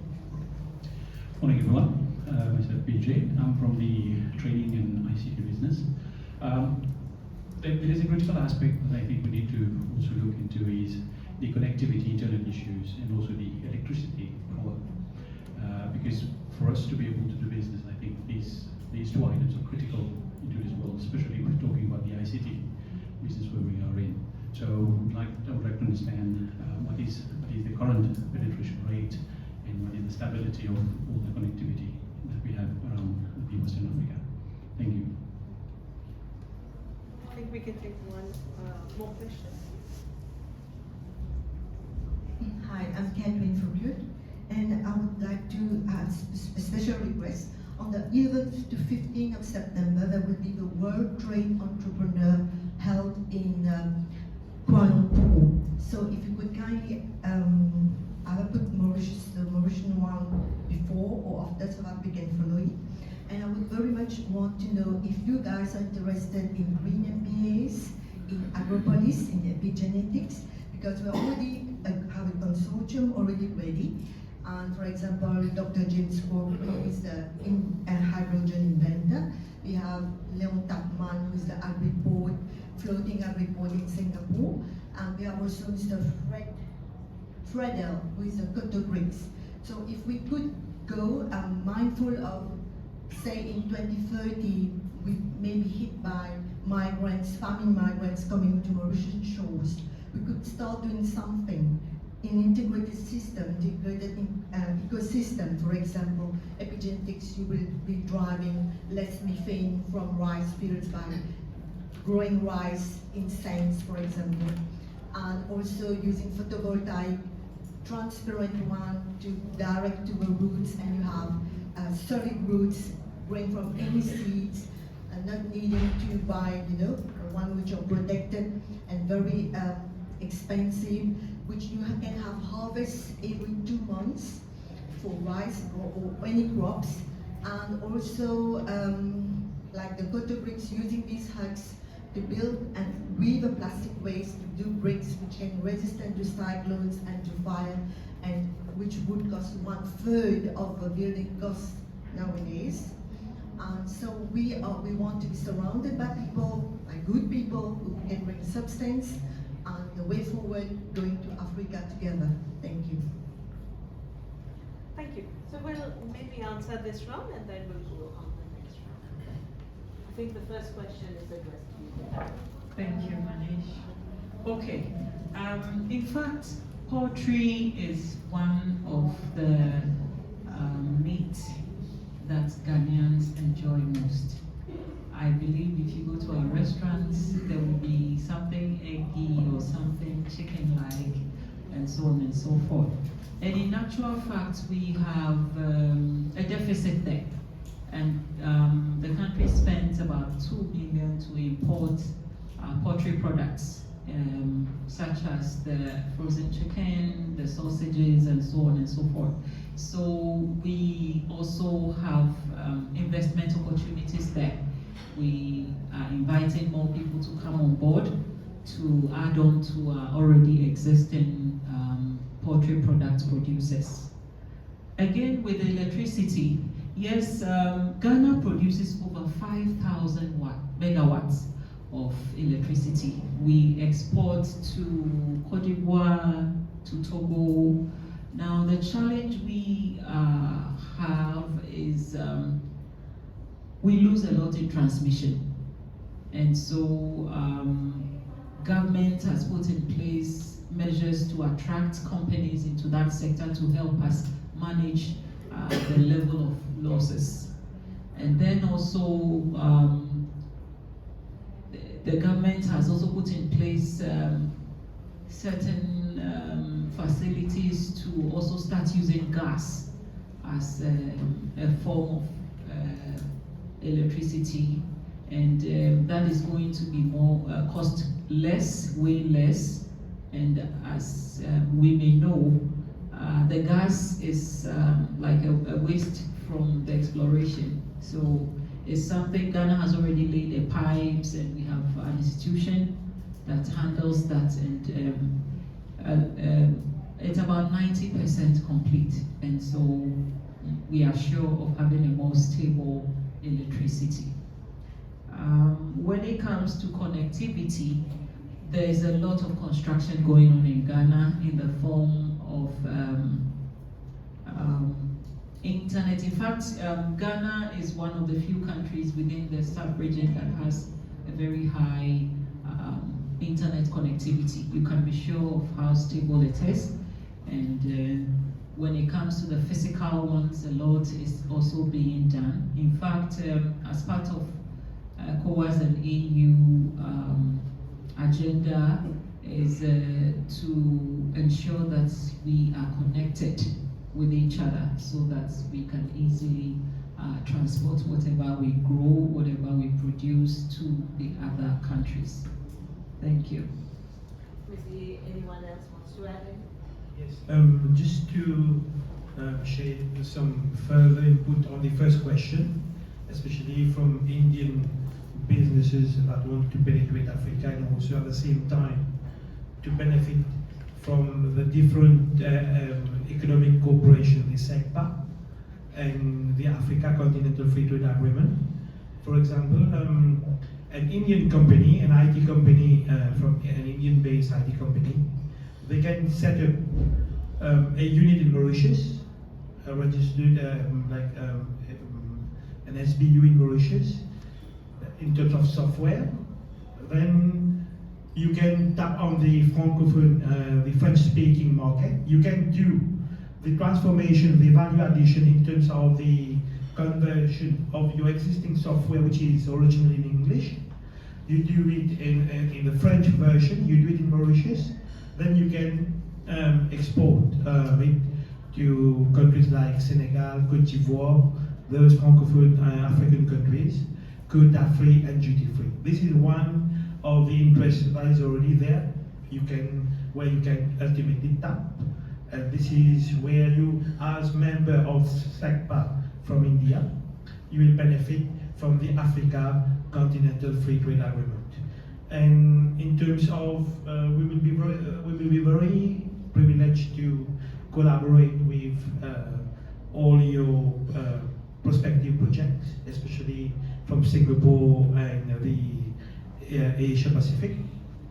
Maybe later on we can exchange information so that we can even early next week we can schedule a meeting at the level of the Economic Development Board.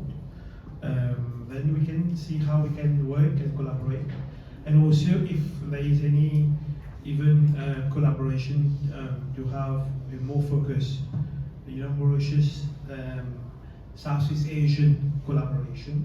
We can even create an investment group and also exchange information and also disseminate those information in Mauritius and also advise the interested parties how to use Mauritius in all its investment and trade ecosystem to smooth and make the investment in Africa very seamless.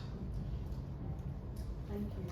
I think we have some more questions here. There's Sheik, Suresh, the gentleman there. And there's good morning, everyone. So my question would be addressed to Madame Lomotey.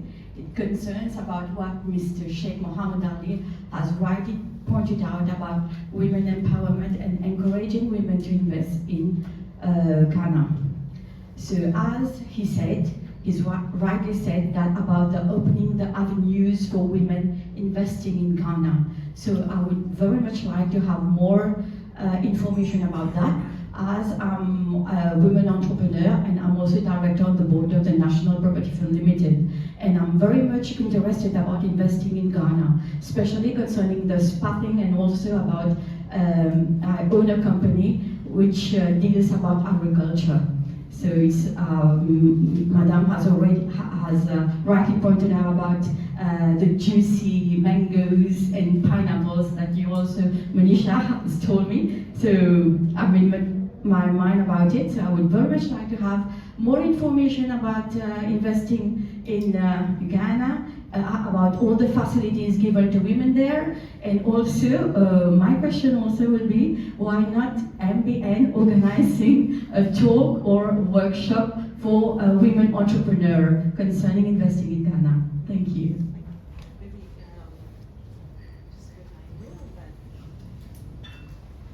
Thank you. Thank you for a very, very interesting discussion, Manisha, and all the panel members. I'm Suresh Nanda. I'm a former banker, business consultant, and I also head the Indian Business Council, so I have some interest from that point of view. I think I'm quite amazed because I've been a banker and I have seen India growing 40 years back. And I'm quite amazed, we keep talking about it in many forums. Africa has all the raw materials, all the land, yet it exports raw materials and imports finished goods. It is not self-sufficient in terms of food where it has the opportunity of becoming the food basket of the world.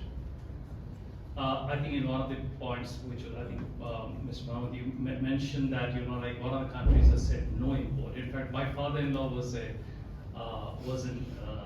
Nigeria quite some time back.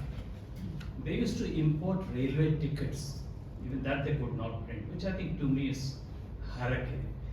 I think the emphasis has to be on production. There's some talk about automobiles being produced. I think to start with, they can start even two-wheelers.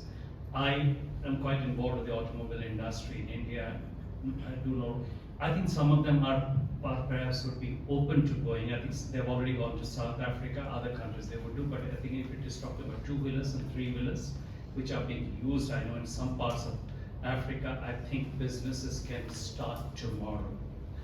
I think what we really need to do is think in terms of concrete terms in specific countries and stop this import, and that to import is also the technology from high-cost countries, and that's why I think being an Asian, being an Indian, I would say also other thing that can be done is the partnership between Asian companies, countries, a lot of capital is there, a lot more capital compared to, now I can very, proudly say there is a lot more capital which is available in Asia today compared to Europe and others. Asian capital, Mauritian knowledge together should go to Africa, and we can see a complete change. I think that is where the opportunity. And I'll say it's not just Mauritius. Let's we also talk about. I was in Dubai for about 8 years. In fact, to me, Dubai is also another hub for investment into Africa, because most of the African businessmen, they do have their second houses in Dubai. I think this is where I think Mauritius is losing out, also partly due to connectivity. That's an observation, that's not a question.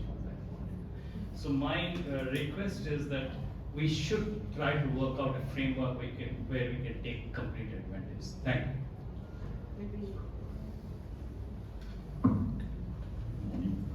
I am Mr. Agyeiwaa. I am the Consulate of Ivory Coast in Mauritius. First question from the Excellency. There was a project of sugar factory with Omni in Ghana, and it's 5 years ago now, and no more about that.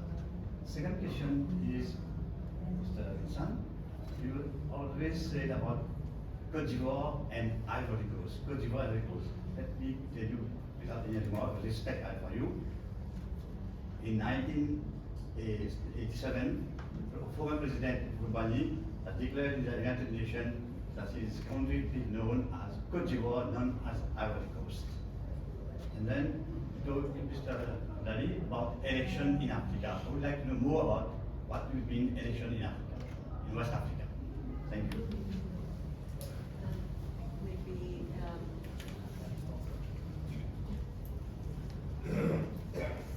Thank you. I've just answered your question. Sorry, I've actually forgotten your name, but maybe we can exchange details afterwards. But in terms of Suraj, sorry. But in terms of opportunities, I mean, you're absolutely right. There should be much more production in the continent across all the countries. For far too long, exporting raw materials, on a boat and then shipping back the finished product, it's just crazy. But the fact is that many of those local businesses struggle to raise financing. That's the key. That's the key. The first aspect also is infrastructure. Africa as a continent requires 750 billion per annum to be spent on infrastructure. Here, despite what people say, take it for granted. In Africa, to transport goods from one part of Africa to the next can take twice as long, cost more than putting it on a ship to China. So we need to look at those basic principles first, understand what infrastructure is in place, how do we resolve that issue. When it comes to power and building production, the people that we're speaking to, many of them are looking at becoming self-sufficient. The lack of the transmission mechanism that's already there for electricity means that they need to think of the full value chain, not just the raw material, but how do they power the production plant, how do they create the finish, and then how do they export it. Can I interject if you allow me for a minute? I think have had Dangote, which is one of the finest cement manufacturers, and perhaps large capacity compared to many other countries, I think completely dominated. And as a banker, I've seen small-time companies which have come from different parts of the world. They have, I had a customer who had a mini steel plant. Frankly, I didn't want to fund it, but since he had a bank guarantee, we funded it. I was in Bank One at that time. Today, this is about 7 years back, today has got 5 plants across East Africa and has done well. So that's what I'm saying, despite all the constraints, there are significant opportunities because we have not been producing one. That's all. Totally agree with you.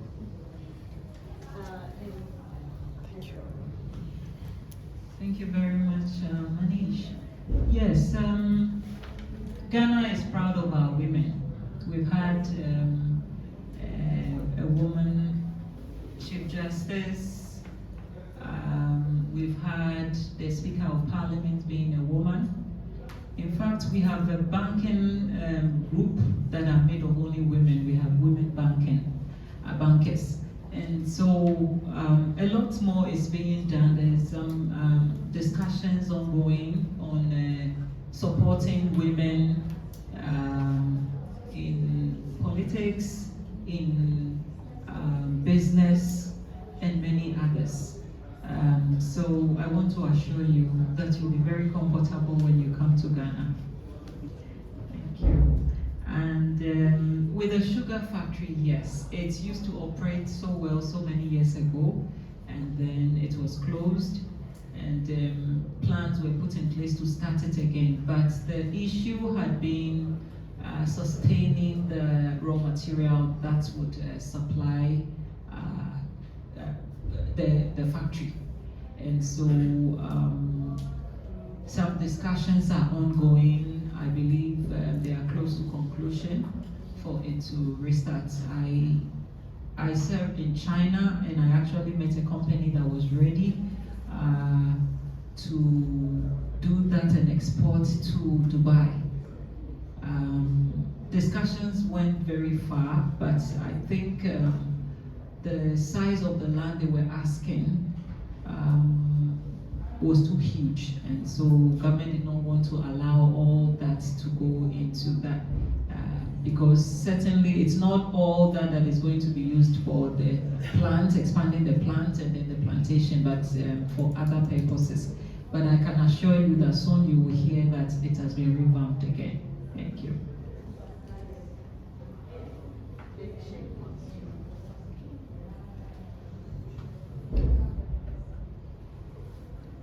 There was a question from a gentleman about electricity and ICT in Africa. Indeed, it's a challenge in most African countries. So we are talking West Africa about instability of electricity, and 80% of the country is covered by generators, etc. But the main thing you need to know that people already adapt with such of living in the country. So if you go and invest in the ICT there and you have a generator and your price is a bit more expensive than the other place, it's not new to the local community because they are used and to the local price. You get me? If, for example, you come and there was instability in terms of electricity and your price is high, then it might be a challenge for you to enter the market. So it's not a big deal as such, having no, let's say, electricity from the government and using generators. So I think I replied to your question about that. And there was another thing we said about Middle East to Africa. Indeed, there have been a lot of billions of dollars invested in Africa by the Middle East, especially in education, in sustainability. If my memory is correct, I think Qatar has voted around $100 billion to invest in sustainability in Africa. So it means that though there are a lot of challenges on the continent, like many media used to say, but people still invested. So why can't we go and invest and take risk? So it's a matter that we need to have the right support from our banks in Mauritius. That's the challenge. Like an investor, sometimes when you go to say the bank you want to invest in Democratic Republic of Congo, they say, oh, this is a risky country, we can't go there. So it's already blocked you to go. You see what I mean? So there must be some risky fund produced by local banks to promote investment. I don't want to say they need to invest, but at least they need to have proper infrastructures to encourage local investors to go there. You know, not only big conglomerates, but there are other people who want to go there as well. And there was another question about MBN to accompany Ghana. Indeed, we have a lot of planning to do and edu in many African countries, and that's why we are looking forward to have a chat with EDB as well to see how we can partner with, if there's any avenues together and bring investors, because we are also collaborating with the Malaysian International Chamber of Commerce. They want to go invest in Africa for solar energy, and there are something they call it, you can buy internet with satellite. So there's something new they want to do as well. So yeah, we do have some program. It's just like, you know, time and planning. And there's another question about election in West Africa. You know, election is part of all countries' independency protocols, and it should happen because of to be dependent and independent as well, you see. So most countries, you need to depend on your government decision to make progress, you know. And I can say that for the last 10 years, okay, there've been a quite progressive and positivity from the politicians in Africa. I take example from Felix from Democratic Republic of Congo. He's promoting a lot of Congolese. Now I can say there are a lot of Congolese doing business in Africa, and they are also doing batteries now in Congo as well. And other country is like, for example, the Prime Minister of Ivory Coast. Okay, even though you don't like to say the word Ivory Coast, but Côte d'Ivoire. But some people, English people, might not say the right word, so let's say Côte d'Ivoire. They can be, the Prime Minister is investing a lot of efforts to promote youth entrepreneurs, maybe as you know. But still there are a lot of infrastructure to be made, you know, between the main city to other villages. And I think we have the wrong perception of talking West Africa always, you see, or African countries, is that we concentrate on the city and we forget about the villages, you see. And if you take most African countries, they're more populated outside the city than the city, except Ghana in Madagascar. So there's a lot to do outside the city as well. So election, yeah, it has an effect on investments. And if you get a bad leader, obviously you go down the route directly. If you're a good leader, then it's good. So it has an effect, obviously. Thank you. Thank you very much. I think we'll take two last questions. Maybe if you have follow-up, you can, as you have the. I see there's a gentleman who's sitting right behind Leon, and I think there was Jackie. All the others, unfortunately, will take it at networking time. My name is Wasim, and actually, I wanted to corroborate what you said on the challenges in Africa. I was an expatriate in Senegal for 2 years, and I've had the chance to invest there as well. One of the things that investors might face as challenge is funds. And why I'm saying that is because when I was there, I witnessed people from the Asian part of the world coming there with bags of cash, funds, and buying plots of land. They were accompanied by their notary, and they just giving the money and they sign the funds, and then they get the land. So I don't think that a banker would be pleased to see his funds going such ways.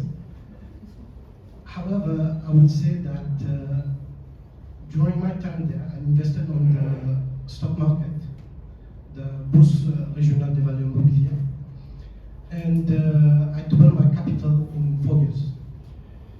And the rate of return is just around 12%, only on dividend. If you take capital gains, etc., you can climb up to 30%. And the thing is, it would have been good if Mauritians get access to those stock markets, so they don't have the hassle of being on the field there and having challenges of having to carry money, etc., and investing, etc. I did try to invest in a venture. I got a contract to distribute Coke and Sprite, etc., on the western part of Dakar. But unfortunately, due to specificities, you need to pay tax inspectors, etc., and there are specific challenges that you face as an investor there, as an entrepreneur, which sometimes you have not really catered it in your budget, and you just go bust. So, yeah, I would really like to see the stock market in Africa being open to all of us. Jackie? Great, thanks so much. Now, investing, whether it's inbound or outbound, is obviously going to create fantastic employment opportunities. And we all know that employees are the backbone of every successful enterprise. So my question is, just generally speaking, because I guess it might differ from country to country, what skills are in abundance across West Africa? What skills is there a deficit of? And what is being done to develop those skill sets that are required, that might be in deficit, but are required for the successful operations of the enterprises? Thank you. Thank you very much. I may just take my hat as the chairperson of MINDEX Limited, and also as advisor to Care Ratings in Mauritius. We are looking at secondary market, building capabilities for secondary market and investment into many of those jurisdictions, as you mentioned, because we do realize that many of those jurisdictions have got interesting assets that would be of interest to most of us here. And well, Jessica is here, she probably will be able to tell you a bit more later on during the interactions. And maybe I'll pass on the floor to whoever wants. I want to about the question about Senegal and fraud, right? Okay. And stock market as well. Let me start with the stock market. Even in Mauritius, I think more than 60 or 70%, we do not know how to invest on the stock market here. So the stock market education in Mauritius will need first to educate our people.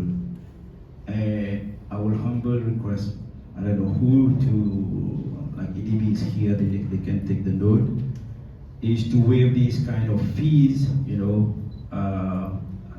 FSC fee, all these fees, and make people invest and turn the money into profits. And that will help the community to progress, believe it or not, So, because now there's only a few guys that invest on the stock market in Mauritius. And when you buy, you have to pay the fees, and when you sell, you have to pay the fees. So obviously, if someone wants to invest 5,000 rupees, so obviously he will lose money at the end of the day. So I think we need to, if possible, take note to humble request to waive this fee. That will be helpful a lot. And you know, frauds, it's something all over the world. You know, it's not in one particular country or continent. If and frauds is only happen if you encourage it. You see what I mean? If you are not encouraging it, then it won't happen. It happened like that. But the reality in Africa, I know, I won't call it fraud. It call it more like facilitation. You know, they call it like that. I give you an experience that I have is if you do a clearing in Africa, if you don't pay a facilitation, your file remain just bottom of bowl. So it might take months for you to clear it off. That's the reality. And the reason why it is like that is because these guys are not being paid salary-wise. You know, the custom, the police guys, they are not paid salary. They don't get salary. For example, someone in Congo, a police, they don't get salary. Maybe $50 a month, that's all. And they need to buy their own and rent the uniform themselves. So obviously these factors encourage, I won't say frauds, but facilitations, you know, because they have a family, they have children, they need to live. So that's the easiest way to get money, to do that. So it all depends how the politics work out in African countries. I think with this, we will unfortunately have to close this part of the session because we have a video, and I think you would be presenting the video on Ghana for us to talk a bit about more about the opportunities, etc. It has been a wonderful session and has been, I see there's lots of people dying to ask more questions. I think there's a little bit of finger food right after to engage and help. And thank you very much, all of you, for having been here and having exchanged all your views and thoughts with us. Thank you.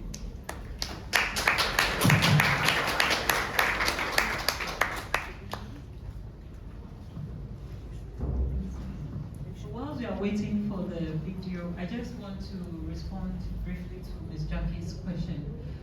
For Ghana, a lot is being done. Our educational curricula has been revised, and children are able to know whether they have the technical skills or they have the regular school skills. And so schools and curricula has been divided in that manner. And so you start from the primary school, and you already would have an idea because the teachers monitor them and talk about it with the parents. And so if you are the one that is more technically inclined, from your primary going to the secondary, we have the technical schools that will take you to the technical university. And so we have that. And also after, when going into the tertiary institutions, we also have other training facilities that support technically inclined children. And so we are on track, and we have a very trainable youth that you can easily train to suit you. Thank you. So the video can be played now. Thank you.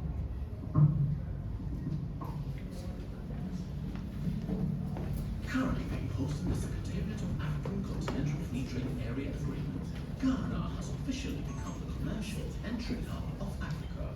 The country occupies a top spot in West Africa, providing investors an enabling business environment backed by strong economic fundamentals, dynamic policies, and political stability. Ghana remains the gateway to Africa, favorably positioned at the center of the world and easily accessible to all parts of the world by flight. The overall friendly nation is a land of opportunity, full of optimism and open for business. Ghana is home to some of the continent's fast-developing fintech companies, growing and attracting investments from across the globe. The nation's commitment to talent development, infrastructure expansion, and strong support for innovation continuously attracts large global tech corporations such as Google and Twitter. Ghana enjoys a high degree of connectivity with one of the highest mobile voice and data penetration rates. Ghana's agriculture and agro-processing sector benefits from an abundant supply of natural resources, including diverse plant, animal, and marine life. Strong policies like the Planting for Food and Jobs, agri-modernization, and industrialization continue to accelerate growth and diversification in the sector. The Ghanaian manufacturing sector benefits from a raft of policies aimed at sparking a new industrial revolution. The new automotive policy has seen the offering of an automobile hub with renowned car makers such as VW, Toyota, Sinotruk, and others assembling vehicles locally. Meanwhile, the One District, One Factory initiative, coupled with a friendly business environment, has led to the rapid setup and expansion of factories across the country. Ghana is one of the world's minerally rich sites. It ranks first in Africa for gold mining and 7th globally. Large deposits of bauxite, diamond, and manganese are also extracted in Ghana. Ghana is set to become the first West African lithium producer with an estimated production of 2 million tons per annum. As a fast-growing oil and gas producer, Ghana's petroleum industry offers investment opportunities ranging from exploration and discovery to refining and marketing. With 3 offshore oil and gas fields, Ghana's oil production is estimated to go up to 500,000 barrels per day by 2024.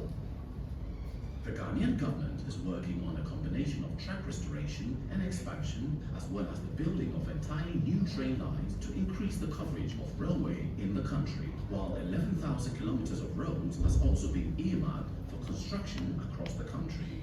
The nation's Kotoka Airport is ranked as the best in service quality in Africa for the size of 2 to 5 million passengers. Meanwhile, the country's main port, the Tema Port, is one of the largest in Africa, with a capacity to handle 3.5 million 20-foot equivalent units.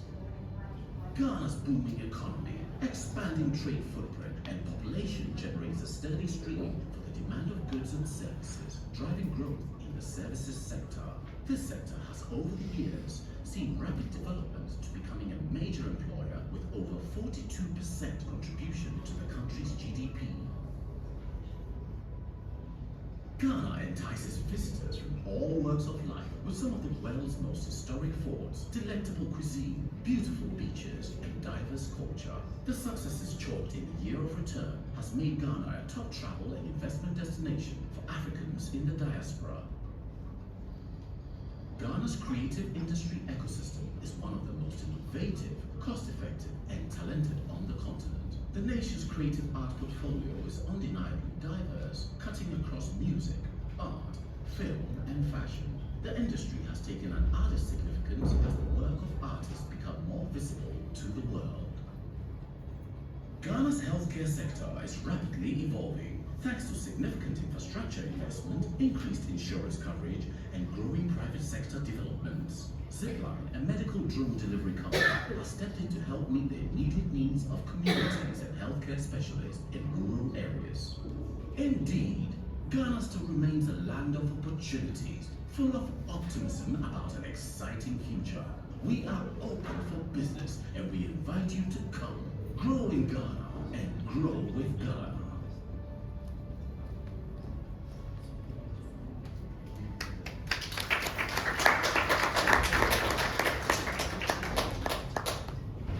Thank you, Beryl, for sharing that wonderful video with us. We really enjoyed seeing all of the opportunities in Ghana. So my name is Samantha Sibusran, and I'm the co-founder of Platform Africa, which is a high-level news portal platform. I'm also happy to have my co-founder James Benoit with us today. So thank you, James, for being with our platform from the beginning. So when we first came up with the idea of today's event, together with our friends and partners at MBN, we wanted to hold an event that would really give an authentic flavour about West Africa. So to really take a deep dive and understand what's happening on the ground and what's around the region's promise for the future. As I must say, with our outstanding moderator and our very expert panelists, that we've really done just that. So I'd just like to outline a couple of the points that resonated most for me today. I would say for Ghana, I think the very wide opportunities available, whether it's from drones in healthcare or energy or pineapples, I think all that has been fascinating to hear about. When it comes to fostering growth in the continent, then we also have the making the bridge with Africa, and Asia, which has been a theme mentioned by some of our panelists. Also, when it comes to Mauritius' role as a hub for investments, we've heard also from John, for example, that Mauritius is being used as a source for partners. And we've also been hearing about the importance of having the right business model as well, from Sheik, and making sure that you know what you're doing before you move into the market. Also on the topic of women entrepreneurs, which is one which is very close to my heart, that I did recently have the chance to meet a number of entrepreneurs from Ghana in the agriculture and the beauty sectors to interview them. So that was also something which was most fruitful. So I think now in terms of closing, Manisha, first of all, you've done such a wonderful job as always, and it's been a great pleasure having you with us. So thank you very much indeed. To Beryl, to Ganessen, and also to John for sharing their experiences, and Sheik with his own very vast experience from the grounds. Thank you very much to you all for being here. Our valued sponsors at M2A Consulting and also Afrasia Bank for being here with us. Thank you so much for making this happen. All of the team at MBN, we have Jackie, we have Manisha, Karuna, Yannick, and also Emma. Thank you to all the team for being here. And also my own team, we have Alvin, Katie, we have Tracy, all here to help out for the event. So thanks again. So if anyone is interested in learning more about how to become a member of MBN, please talk to all of the team, or if you'd like to know more how about you can appear on Platform Africa, again, you can talk to us. We'll be happy to be in touch. Thanks also to the staff at the docks for all of their warm welcome, to our friends from the media who've been glad to see you this morning, and to all of you for making your time in this very busy day that we're having to join us. So we will be holding more events in the months to come. We already have in mind one on digital banking and neobanks, which may be in the lineup for the future. So for now, I'd like to invite you all for some refreshments and look forward to seeing you all again soon. Thank you, everyone.